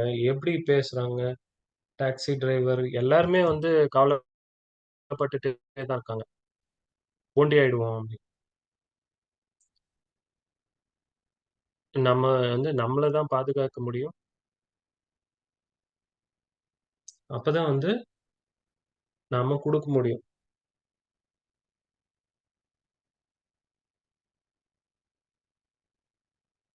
ஆனா, இது வந்து வைப்ரேஷன் குடுக்கறது. அப்போ நம்மளுடைய லைட்ட வந்து மத்தவங்களுக்கு குடுக்கறது.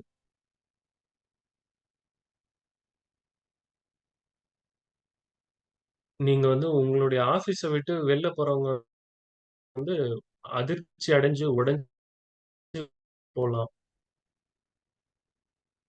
நீங்க என்ன சொல்றதோ அவங்களுக்கு செய்யறதுக்கு தயாரா இருக்கலாம். அந்த சாய்ஸ் நம்மளுடைய வார்த்தைகள்லேருந்து அவங்க அந்த ஃபீலிங்ஸ எடுத்துட்டு போலாம்.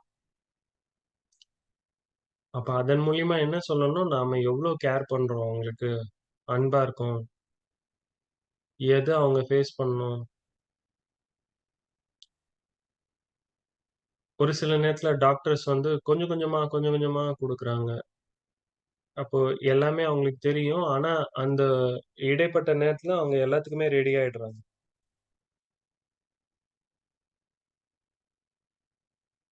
அப்போ ஆப்பரேஷன் தியேட்டர்ல பேசுறது ஒரு விஷயமா இருக்கும். அந்த பேஷண்ட் கிட்ட வந்து சொல்லும்பொழுது அ ரொம்ப கம்மியாயிடும். அப்போ இந்த ஸ்டெப் பை ஸ்டெப்பா பேசும்போது அவங்களுக்குள்ளயும் கான்ஃபிடன்ஸ் அதிகமாக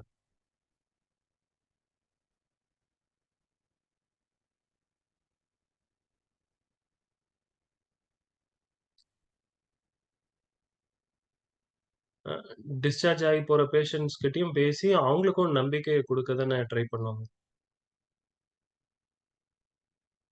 அவங்க கண்டிப்பா ஹாஸ்பிட்டல் விட்டு போயிடுவாங்க. ஆனா அவங்களுக்கு எந்த மாதிரி ஒரு ஃபீலிங் குடுத்து அனுப்புறோம் அப்படின்றதும் முக்கியம் இல்லையா?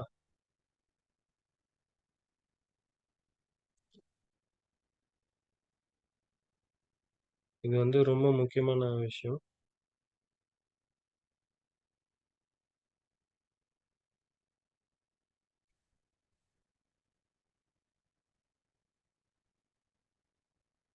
நான் வந்து டாக்டர் கிடையாது.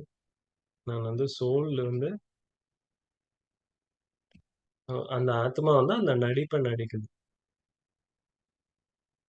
அப்ப இந்த வார்த்தைகள்லாம் வந்து ரொம்ப சின்னதாயிடுது. நீங்க வந்து கரெக்ட்டா எக்ஸ்ப்ளைன் பண்ணீங்க. நாம வந்து அந்த பேஷண்ட் போற வலிய வந்து நம்மளும் அனுபவம் பண்ணக்கூடாது. ஸோ ரொம்ப நல்ல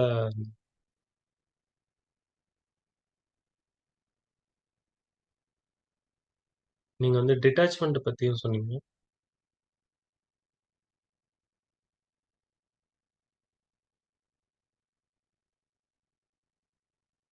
ஒரு சர்ஜன் வந்து மத்தவங்களுக்கு கட் பண்ணி அந்த ப்ரொசீஜர் பண்றாங்க. ஆனா அவங்களுடைய உறவினர், அவங்க குழந்தை, அவங்களுடைய மனைவி அப்படி இருக்கும்போது ஏன் பண்ண முடியும்?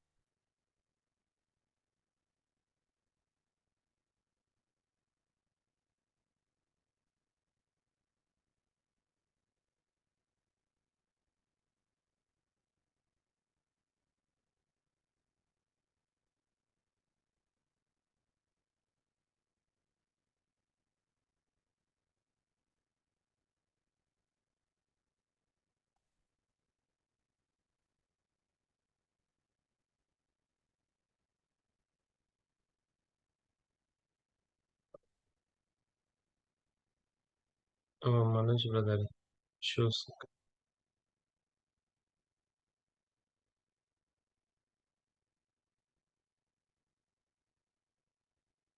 ம்.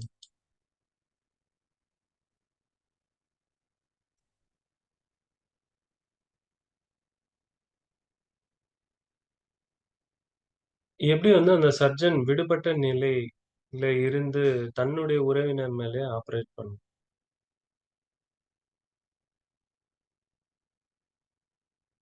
ஓ! இப்ப சர்ஜன் வந்து இன்னொரு உறவினர் மேல ஆப்பரேஷன் பண்ண முடியாது.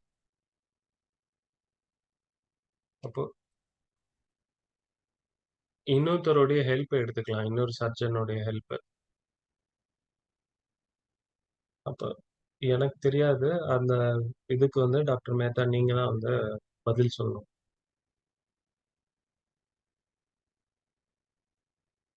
நம்ம அஃபெக்ஷனேட்டா இருக்கலாம், புரிஞ்சிருக்கலாம். ஆனா பாதிக்காம இருக்கிறது வந்து பெரிய விஷயம் தான்.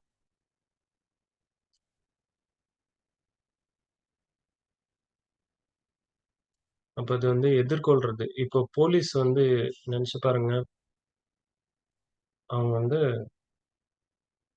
என்ன நடக்குதோ அத தாண்டி தான் இருக்கணும் இல்லையா? அப்பதான் அவங்களால அவங்களுடைய வேலைய செய்ய முடியும். இந்த அர்ஜென்டினால ஒரு நைட் கிளப்ல 200 இளைஞர்கள் இறந்து போயிட்டாங்க. அது வந்து பெரிய ட்ராஜடி. அந்த ஆம்புலன்ஸ்லாம் வரும்போது, டாக்டர்ஸ், போலீஸ்லாம் வந்து அதுலேருந்து வெளில எடுக்கும்போது, நெறைய பேர் செத்து போயிருந்தாங்க. நெறைய பேர் கத்துறாங்க. ரொம்ப குழப்பம் இருந்தது. டாக்டர்ஸ் வந்து அந்த நேரம் யார வந்து உதவி செய்யணும்? 200 குழந்தைங்க இருந்தாங்க. ஒருத்தர் சாக கிடந்தாங்க. பிரஸ் வந்து இவங்களா, அவங்களான்னு நீங்க ஏன் பண்றீங்க? சூஸ் பண்றீங்கன்னு கேள்விப்பட்டாங்க. அப்போ டாக்டர் வந்து முடிவு பண்ண வேண்டியிருந்தது. யாருக்கு வந்து ஹெல்ப் பண்ணா உண்மையாவே அது வந்து பயன்படும். ஒரு சிலருக்கு வந்து ஹோப்பே இல்ல. அவங்க வந்து உயிர் பிழைப்பாங்கன்னு. அப்ப அவங்க மேல ஒர்க் பண்ணி என்ன பண்றது? அப்போ அந்த புரிதலோட அந்த முடிவெடுக்கக்கூடிய அந்த டைம் இல்லன்னா கஷ்டம் தான். எப்படி பண்ணுவாங்க? அவங்க வந்து சூழ்நிலைய விட ஸ்ட்ராங்கா இருந்தா தான் அந்த முடிவு எடுக்க முடியும். அவங்களுக்கு அப்ப அந்த சக்தி கிடைக்கும். அப்ப அவங்களால தெளிவா பார்க்க முடியும். அவங்களுடைய நடிப்ப அப்பதான் சரியா நடிக்க முடியும். மெடிக்கல் ஃபீல்டும், எந்த ஃபீல்டும்.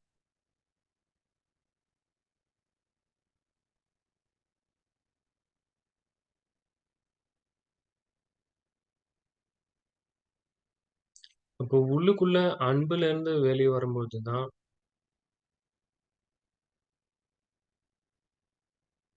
இப்ப இந்த கருணை இருந்தா தான் இது சரியா போகும்.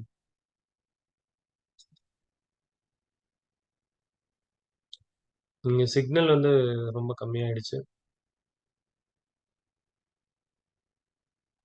நீங்க வந்து எம்பதி, சிம்பத்தி பத்தி பேசுனீங்க. கருணைன்னா என்ன? கேத்தலிக்கு பிராக்டிசிங் கொஸ்டின் இருக்கீங்க. காட் வந்து எப்பயுமே காட் இஸ் மர்சின்னு தான் சொன்னாரு.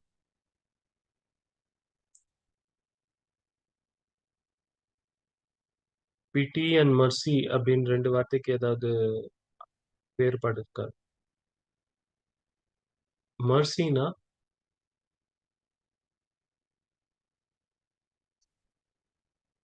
எனக்கு கருணை இருக்கிறவங்க வந்து அவங்களுக்கு எனக்கு என்ன தேவையோ அத மட்டும் புரிஞ்சிருக்க மாட்டாங்க. நான் என்ன பண்ணணுமோ அத அவங்க சொல்லுவாங்க. அப்போ முதல்ல மர்சி ஃபார் யுவர் செல்ஃப்ன்னு சொல்லுவாங்க.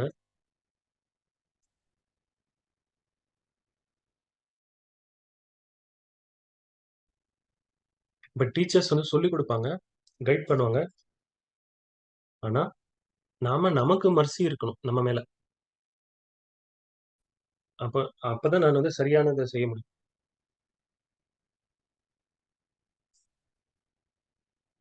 அப்ப இந்த லைட் ஆஃப் ட்ரூத்த வந்து நான் ஃபாலோ பண்ணணும். நான் வந்து அத நெக்லெக்ட் பண்ண முடியாது. என்னுடைய பொறுப்பெல்லாம் நான் துறக்க முடியாது. எத வந்து நான் எனக்கு செய்யணுமோ, அத மத்தவங்க எனக்காக செய்வாங்கன்னு எதிர்பார்க்க முடியாது. நான் எனக்காக கருணையோட இருக்கணும்.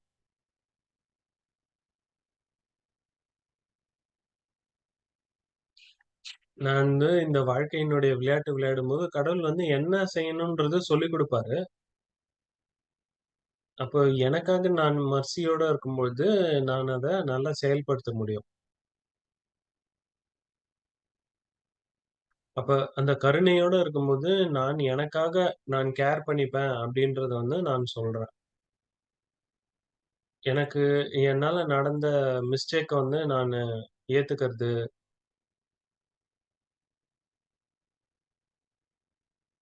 கடவுளே உதவணும்னு நெனச்சாலும், நானு அ அ அவர்கிட்ட என்ன வெளிப்படுத்திக்காதம்போது, அவரால கூட எனக்கு ஹெல்ப் பண்ண முடியாது. கடவுளுடைய அன்பு வந்து அவ்ளோ ஹீலிங்காவும், அன்கண்டிஷனலாவும் இருக்கு. ஆனா, நான் எவ்வளோ அவர நினைக்கிறேன்றத வந்து முடிவு பண்ணது.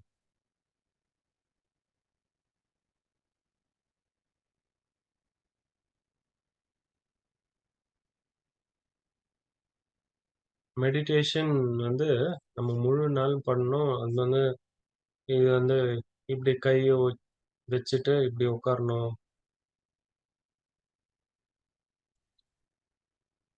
மெடிடேஷன் வந்து எல்லாரும் அவங்க அவங்க பில் எல்லாம் பே பண்ணிட்டாங்க. வேற எதுவுமே இல்ல. நான் வந்து மெடிடேட் பண்ணணும். அப்ப மெடிடேஷன்னா ஒரு விழிப்புணர்வோட இருக்கிறது.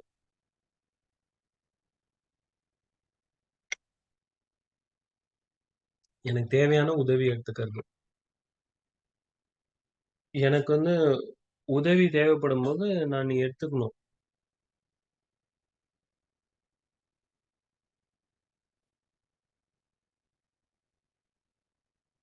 இப்ப பிட்டி வந்து அப்படின்ற வார்த்தை வந்து ஈகோவோட சம்மந்தப்பட்டது. அதுக்கு வந்து கர்மா பத்தி தெரியாது. அப்போ நம்ம பரிதாபப்படும்போது, அதுக்கு என்ன காரணம்ன்றதெல்லாம் நம்ம பார்க்க மாட்டோம். நானு சிலியில இருக்கும்போது, ஒரு 2 நிமிஷம் இருக்கு. நான் சிலியில வாழ்ந்துட்டு இருந்தேன். ஒரு சாலை இருந்தது. அந்த சாலையோட பேரே வந்து ஆர்ஃபன்ஸ் அனாதைகள். அந்த ஸ்ட்ரீட்ல கவர்ன்மெண்ட் வந்து நெறைய டேபிள்ஸ் போட்டிருந்தாங்க.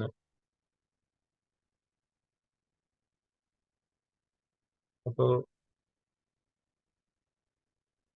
கை, கால் சரியில்லாதவங்க வந்து அவங்களுக்கு வந்து சேர் குடுத்துட்டாங்க. ஒரு டேபிள் குடுத்துட்டாங்க. டேபிள் கிளாத் குடுத்துட்டாங்க. எது வேணுமானாலும் அங்க வித்து பொழச்சுக்கலாம். இப்போ அங்க போய் ஏதாவது வாங்கினா, அத அவங்களுக்கு ஹெல்ப் பண்றா போல இருக்கும். நான் வந்து இங்கிலீஷ் ஒரு சில பிசினஸ் பீப்பிள்க்கு சொல்லிக் குடுத்துட்டு இருந்தேன். அவங்க அந்த ரோடு வழியா நடந்து போய் தான் அந்த கம்பெனிக்கு போணும். இப்ப நெறைய விதவிதமான டிசபிலிட்டி இருந்தது அவங்களுக்கு. நான் பரிதாபத்தோட நடக்கும்போது, என்னுடைய கண்களின் கண்ணாடி முள்ள அவங்கள வந்து பாடியா தான் பார்ப்பாங்க. எப்படி இவங்களுக்கு போய் ஏன் ஏன் இப்படி நடந்தது? எவ்ளோ நியாயமற்ற நிலை. ஆனா நான் வந்து சோல் கான்ஷியஸ்னஸ்ல நடக்கும்பொழுது, அவங்க வந்து என்னுடைய கண்களின் கண்ணாடில என்ன பார்ப்பாங்கன்னா, இரக்கத்த பார்ப்பாங்க. தன்னை ஆத்துமான்னு பார்ப்பாங்க. அப்போ சோல் வந்து முழுமையானது. அப்போ அவங்கள அவங்க சக்திசாலியானவங்களா பார்ப்பாங்க. பரிதாபப்படும்போது, நம்ம வந்து டிஸ்கனெக்டடா இருப்போம். நான் என்ன பார்க்குறோமோ அதிலிருந்து டிஸ்கனெக்டடா இருப்போம். ஆனா, இது என்னுடைய வேலை கிடையாது. நான் இது அவங்களெல்லாம் தாண்டி போய் பரிதாபப்படுறது. நான் இறக்கப்படும்போது, ஒரு நெறைய நம்பிக்கையோட பார்க்குறேன். ஏன்னா, நீங்க வேலை செய்றீங்க, நீங்களே சம்பாதிக்கிறீங்க. மத்தவங்கள வந்து ஆத்மான்னு பார்க்கும்போது, அதுக்கு எந்த லிமிட்டுமே இல்ல. அவங்கள வந்து ஒரு உடலா பார்க்கும்பொழுது, நெறைய ரெஸ்ட்ரிக்ஷன் இருக்கு. எல் முற்றிலும் வேறு. ஈகோ வந்து பரிதாபம் தான் பட முடியும். ஆனா, ஒரு ஹையர் கான்ஷியஸ்னஸ்ல இருந்து நமக்கு இரக்கம் ஏற்படுது. இதுல நெறைய புரிதல் இருக்கு.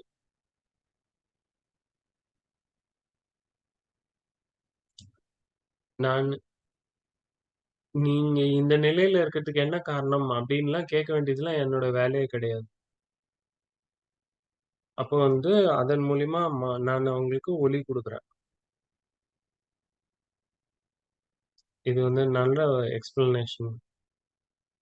இப்போ நம்ம நேரம் முடியுது. நான் கடைசி கொஸ்டின்.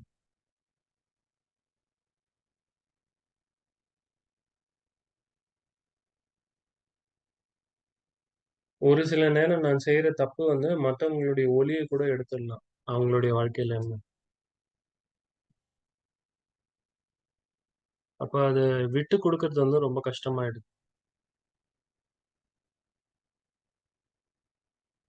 நாம வந்து நம்மளுடைய மிஸ்டேக்ஸ எப்படி மறக்கறது? இதுல இரக்கத்தோட எப்படி இருக்கறது? நான் வந்து மால் பிராக்டிஸ் பாத்து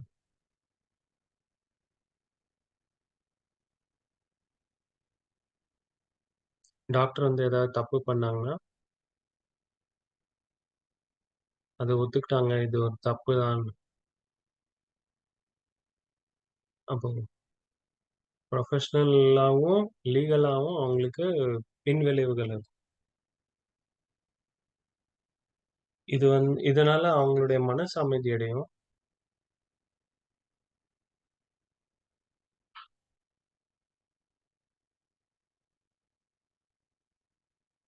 ஆனா இழப்பு வந்து உயிரிழப்பு இருக்கலாம்.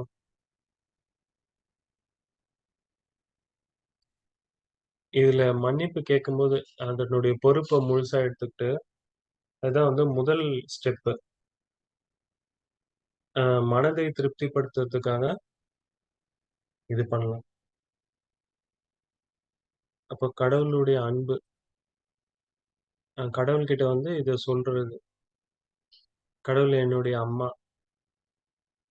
அ குழந்தை வந்து ஏதாவது தப்பு பண்ணுச்சுன்னா, உடனே அம்மாவோட மடிக்கு ஓடி வந்துரும். டாக்டர் வந்து வளர்ந்த மனிதராக இருந்தாலும், ஒரு ப்ரொஃபஷனலா இருந்தாலும், மிஸ்டேக் பண்ணா அவரு கடவுளுடைய குழந்தை தான். அப்போ இறைவன்ற அம்மா கிட்ட ஓடி வந்து, அவர்கிட்ட பாதுகாப்பு எடுத்துக்கணும்.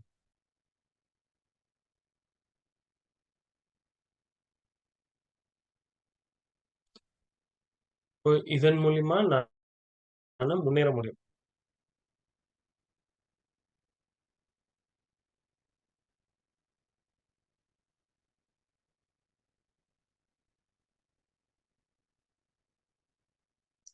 இப்போ கடவுள் வந்து நம்மளுடைய வூண்ட ஹீல் பண்றதுக்கான வாய்ப்ப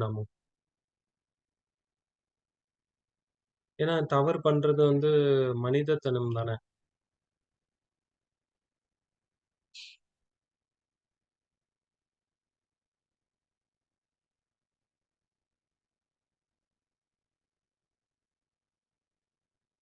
இப்ப இது நெறைய ஆழமான புரிதல்கள ஏற்படுத்துவது.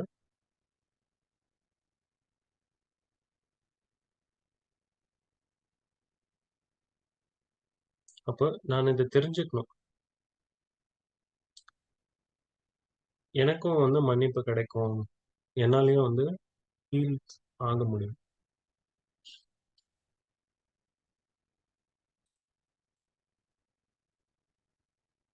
அப்போ நாம எல்லாருமே கடவுள்கிட்ட ரெஃப்யூஜ் எடுத்துக்கணும். அவர் தான் வந்து சுப்ரீம் ஹீலர். அப்போ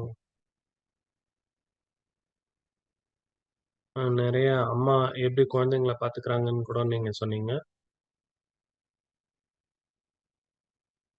இப்ப நானு ஓவர்சீல இருக்கேன்.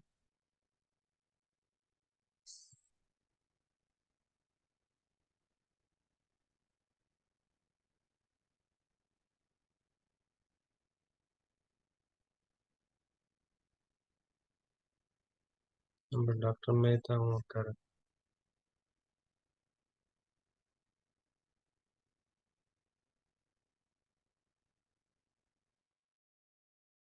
இப்ப டாக்டர் மேத்தா நன்றி.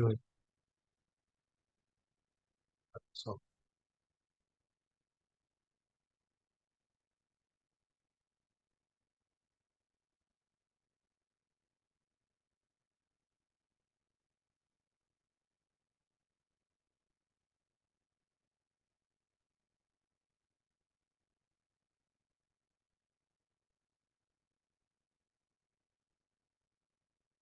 நமக்கு வந்து ஒருத்தருக்கு ஒருத்தர் நல்லா தெரியும். ஒரு சின்ன கொஸ்டின் இருக்கு. எனக்கு வந்து காந்தி பிலாசபி வந்து பிடிக்கும். நான் இப்போ முதல் முறை கேட்டேன்.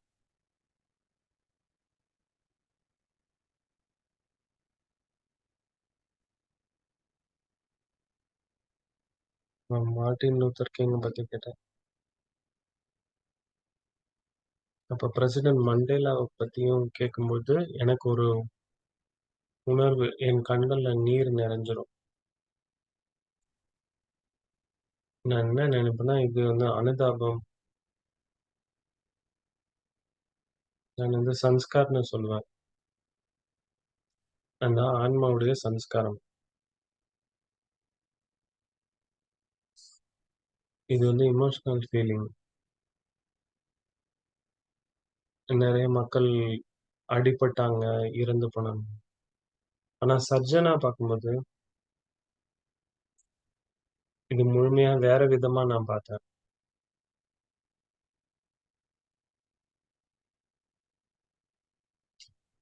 அப்போ ஆரம்பத்துல நான் பிராக்டிஸ் பண்ண ஆரம்பிச்சம்போது,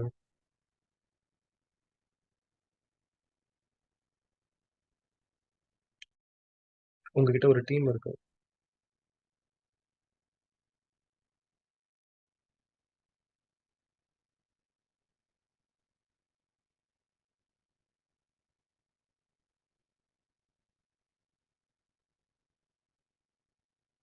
எனக்கு வந்து ஃபர்ஸ்ட் டைம் ஒரு சர்ஜரி குடுத்திருந்தாங்க. ஹவுஸ் சர்ஜனா. அந்த நபர் வந்து ரொம்ப 70கள்ல இருந்தாரு. ஒரே ஒருத்தர் தான் வந்திருந்தாங்க. அவரு முதுகு வளைஞ்சு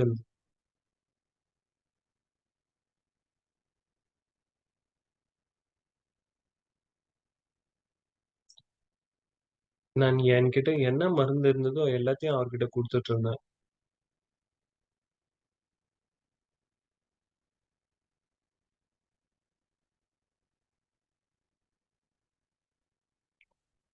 இது என்னுடைய ஃபர்ஸ்ட் ஆப்பரேஷன்.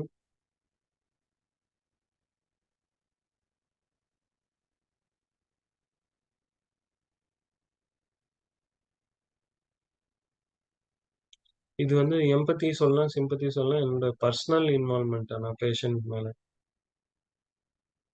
இது வந்து உண்மையான அன்பு.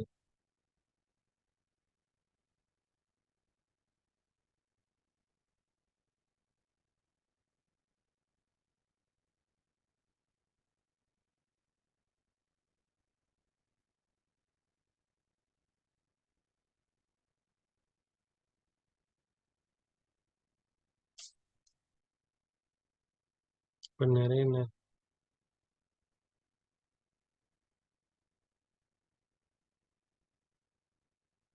எல்லாரையும் நான் பார்த்துக்கிட்டேன். அப்ப என்னுடைய பர்சனல் இன்வால்வ்மென்ட் கண்டிப்பா இருந்தது பேஷண்ட்ஸ் கிட்ட.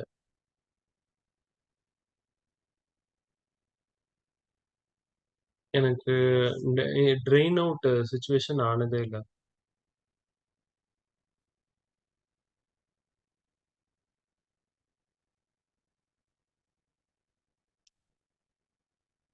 நெறைய அனுதாபம் இருக்கும்போது நம்ம ரொம்ப சாலிட்டா நீங்க வந்து மார்ட்டின் லூதர் கிங் பத்தி படிச்சேன். நான் அப்ப படிச்சுட்டு இருந்தேன்.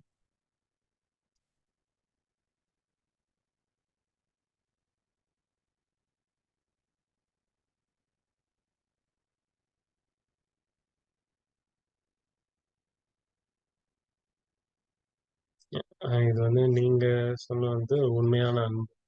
அப்பதான் வந்து ஸ்ட்ரெச் அவுட் பண்ண முடியும். ஒவ்வொருத்தருக்காகவும்.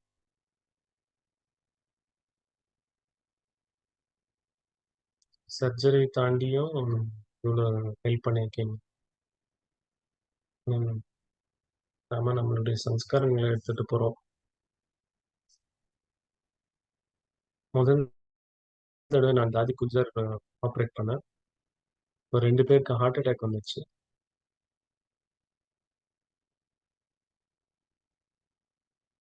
அப்ப அந்த நேரத்துல எனக்கு தோணுச்சு, இங்கேயே ஒரு ஹாஸ்பிட்டல் தேவைன்னு நான் நெனச்சேன்.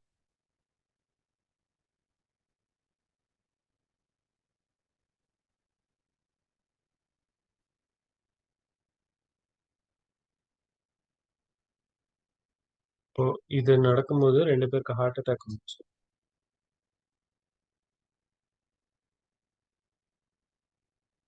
அப்போ அந்த நேரத்துல தான் எனக்கு குளோபல் ஹாஸ்பிட்டல் பத்தி தோணுச்சு.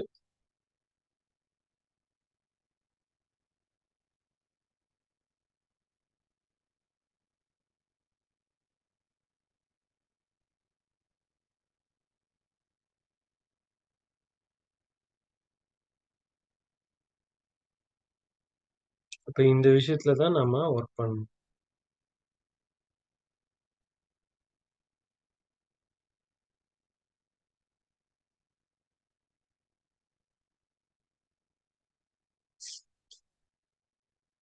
அந்த அனுதாபம் இருந்ததுனால தான் இவ்ளோ பெரிய ஹாஸ்பிட்டல் இங்க இந்த இடத்துல வந்து அமைக்க முடிஞ்சது.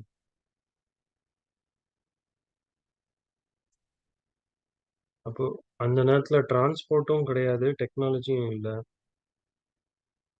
நெறைய மணி நேரங்கள் எடுத்தது இங்கிருந்து இங்க வர்றதுக்கு.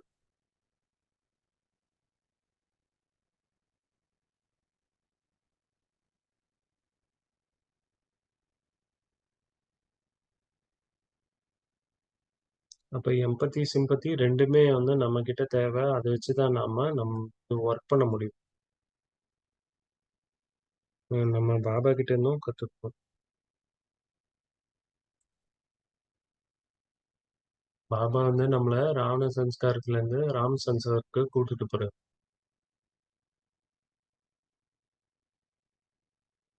மனிதன்லேருந்து தேவதையா மாத்துறாரு.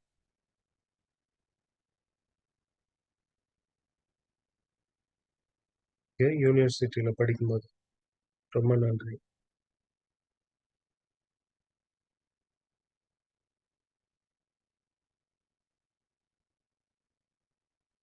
ஓஆர்சி எக்ஸ்பீரியன்ஸும் ரொம்ப நல்லா இருந்துச்சு. சைலன்ஸ்.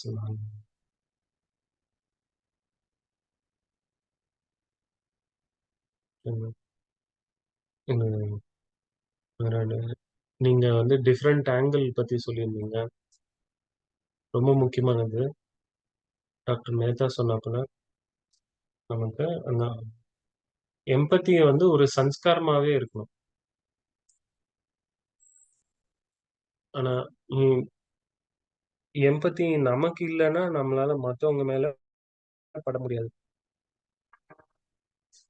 அப்போ சன்ஸ்காரத்திலே அது ஒரு விஷயமா இருக்கும். நம்ம எப்பயுமே ரெடியா இருக்கணும். அன்ப ஷேர் பண்றதோ என்னமோ. இது ரொம்ப நல்லா இருந்தது. நீங்க பேசுறத கேட்கும்போது. ரொம்ப டிஃபரண்ட் ஆங்கிள்ல இருந்து ரொம்ப முக்கியமான சப்ஜெக்ட்.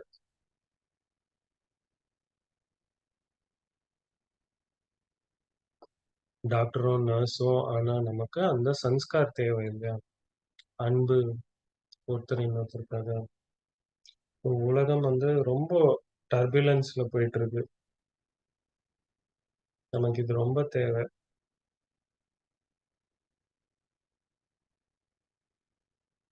இப்ப எவ்வளோ நம்மளால ஹெல்ப் பண்ண முடியுமோ, அவ்வளோ ஹெல்ப் பண்ணணும். இப்போ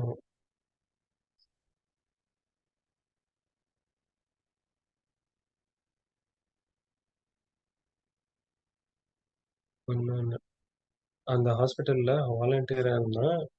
ஒரு 30 வருஷம் முன்னாடி இருக்கும். இப்ப பார்க்கும்போது ஹாஸ்பிட்டல் ரொம்ப டிஃபரெண்ட்டா இருக்கு. அப்ப அவருடைய அன்பு, அவருடைய கருணை அ தான் மத்த பேஷண்ட்டுக்காக இந்த ஹாஸ்பிட்டல் வளர்ந்துட்டு இருக்கு.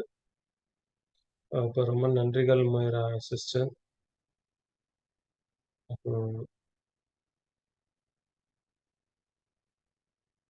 கிளாடியா சிஸ்டர் உங்களுக்காக டோலி.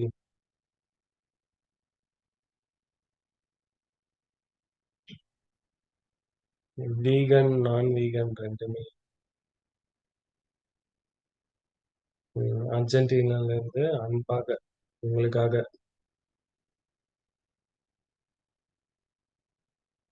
நான் ஓஆர்சில இருக்கிற எல்லாருக்காகவும் என்னுடைய அன்பு நினைவுகள். நீங்க எனக்கு டோலி குடுக்கல. ஆனா எனக்கு கிடைச்சிடுச்சு. வீகன், நான் வீகன் 2மே. இப்போ சிஸ்டர் அனு வந்து அனௌன்ஸ்மென்ட் பண்ணுவாங்க.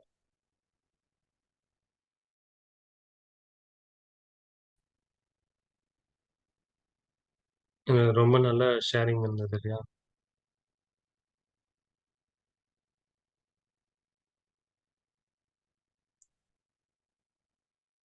ஒரு சமயத்துல டெக்னாலஜி வந்து நல்லது. ரொம்ப கொஞ்சம் கஷ்டமும் கூட.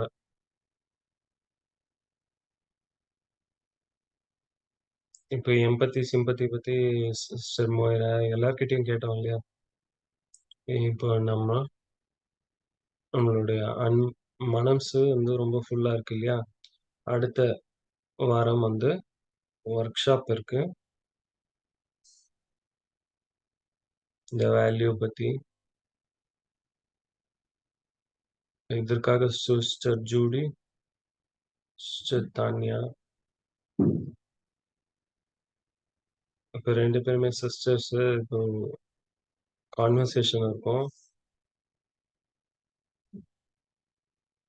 1 ஹவர் எக்ஸ்பீரியன்ஷியல் எக்ஸர்சைஸ்க்கு அப்புறமா இன்சைட்ஃபுல் டாக் அண்ட் மெடிடேஷன். 7:30 மணி இந்தியா டைம். அடுத்தது வந்து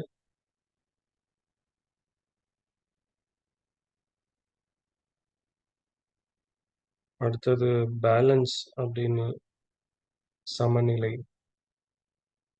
பிரேசில்லேருந்து அவர் வந்து பிரம்மகுமாரிஸோட கோஆர்டினேட்டரா இருக்கார். Latin America. Saturday 27th April.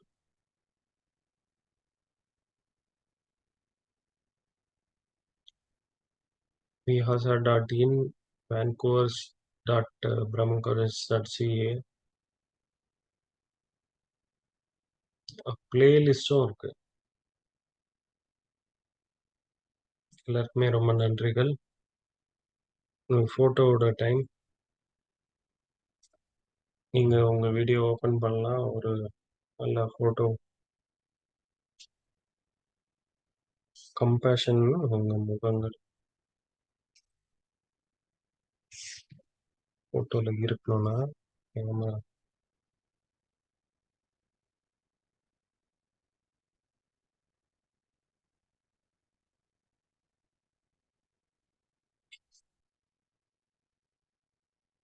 இப்போ மெடிடேஷன்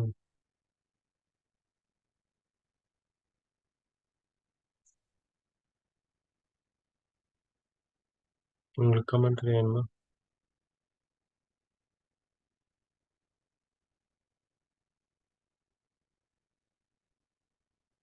ம். நல்ல ஆழமான மூச்சு எடுத்துக்கோங்க. கவனம் உள்நோக்கி இருக்கட்டும். புனிதமான இடம். அந்த கண்களுக்கு நடுவுல முழுமையான உணர்தலோட ஒரு ஜொலிக்கக்கூடிய ஒளி.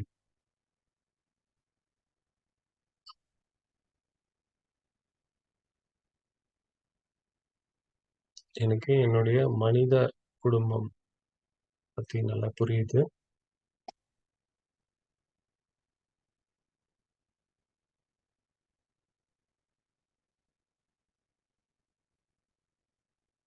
எல்லாருக்கும் ஏதோ ஒரு தேவை இருக்கு. நான் ஒரு லைட் ஹவுஸ் ஆயிட்டு, நாங்க அவங்களுக்கு அன்கண்டிஷனல் லவ் குடுக்குறேன். ஆத்மாக்கள் எங்க இருந்தாலும் அவங்களுக்கு நம்பிக்கையின் ஒளியை குடுக்குறேன் நான்.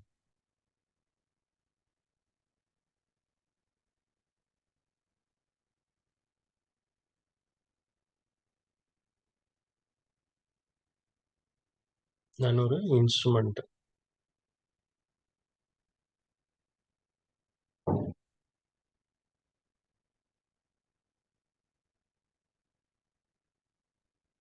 அவருடைய ஆன்மீக பிரசன்ஸ்,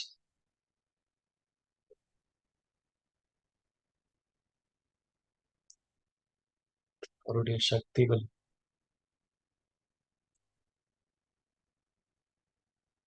ரொம்ப தூரத்துக்கு போகுது.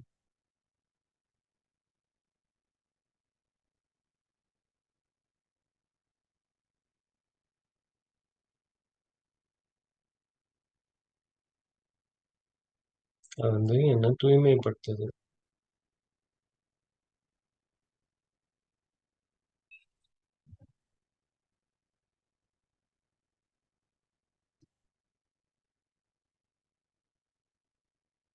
நான் ஒரு இன்ஸ்ட்ருமெண்ட்.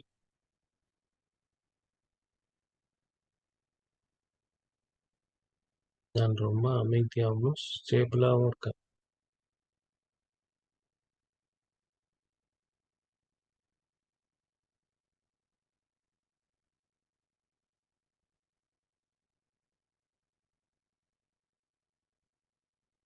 என்னுடைய மிக உயர்ந்த விழிப்புணர்வுல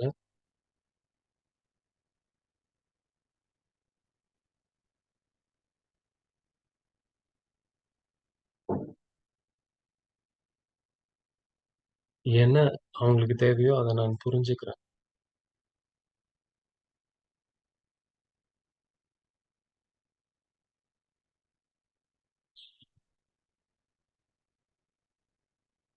என்னுடைய வைப்ரேஷன்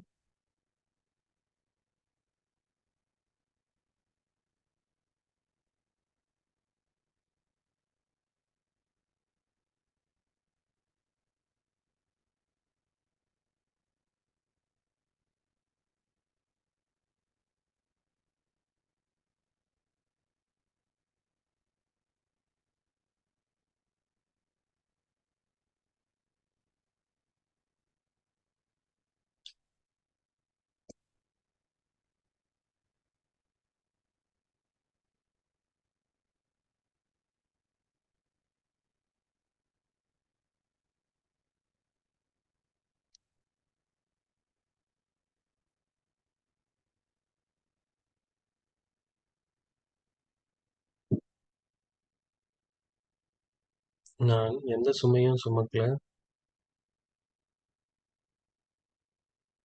நான் என்ன பண்ணணும்? வெறுமனே நினைவு பண்ணணும். நான் யார்?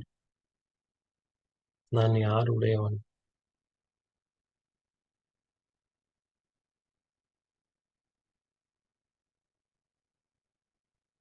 நான் யாருக்காக வேணாலும் உதவி செய்யறதுக்கு ரெடியா இருக்கணும். எந்த நேரமா இருந்தாலும். ஓம் சாந்தி.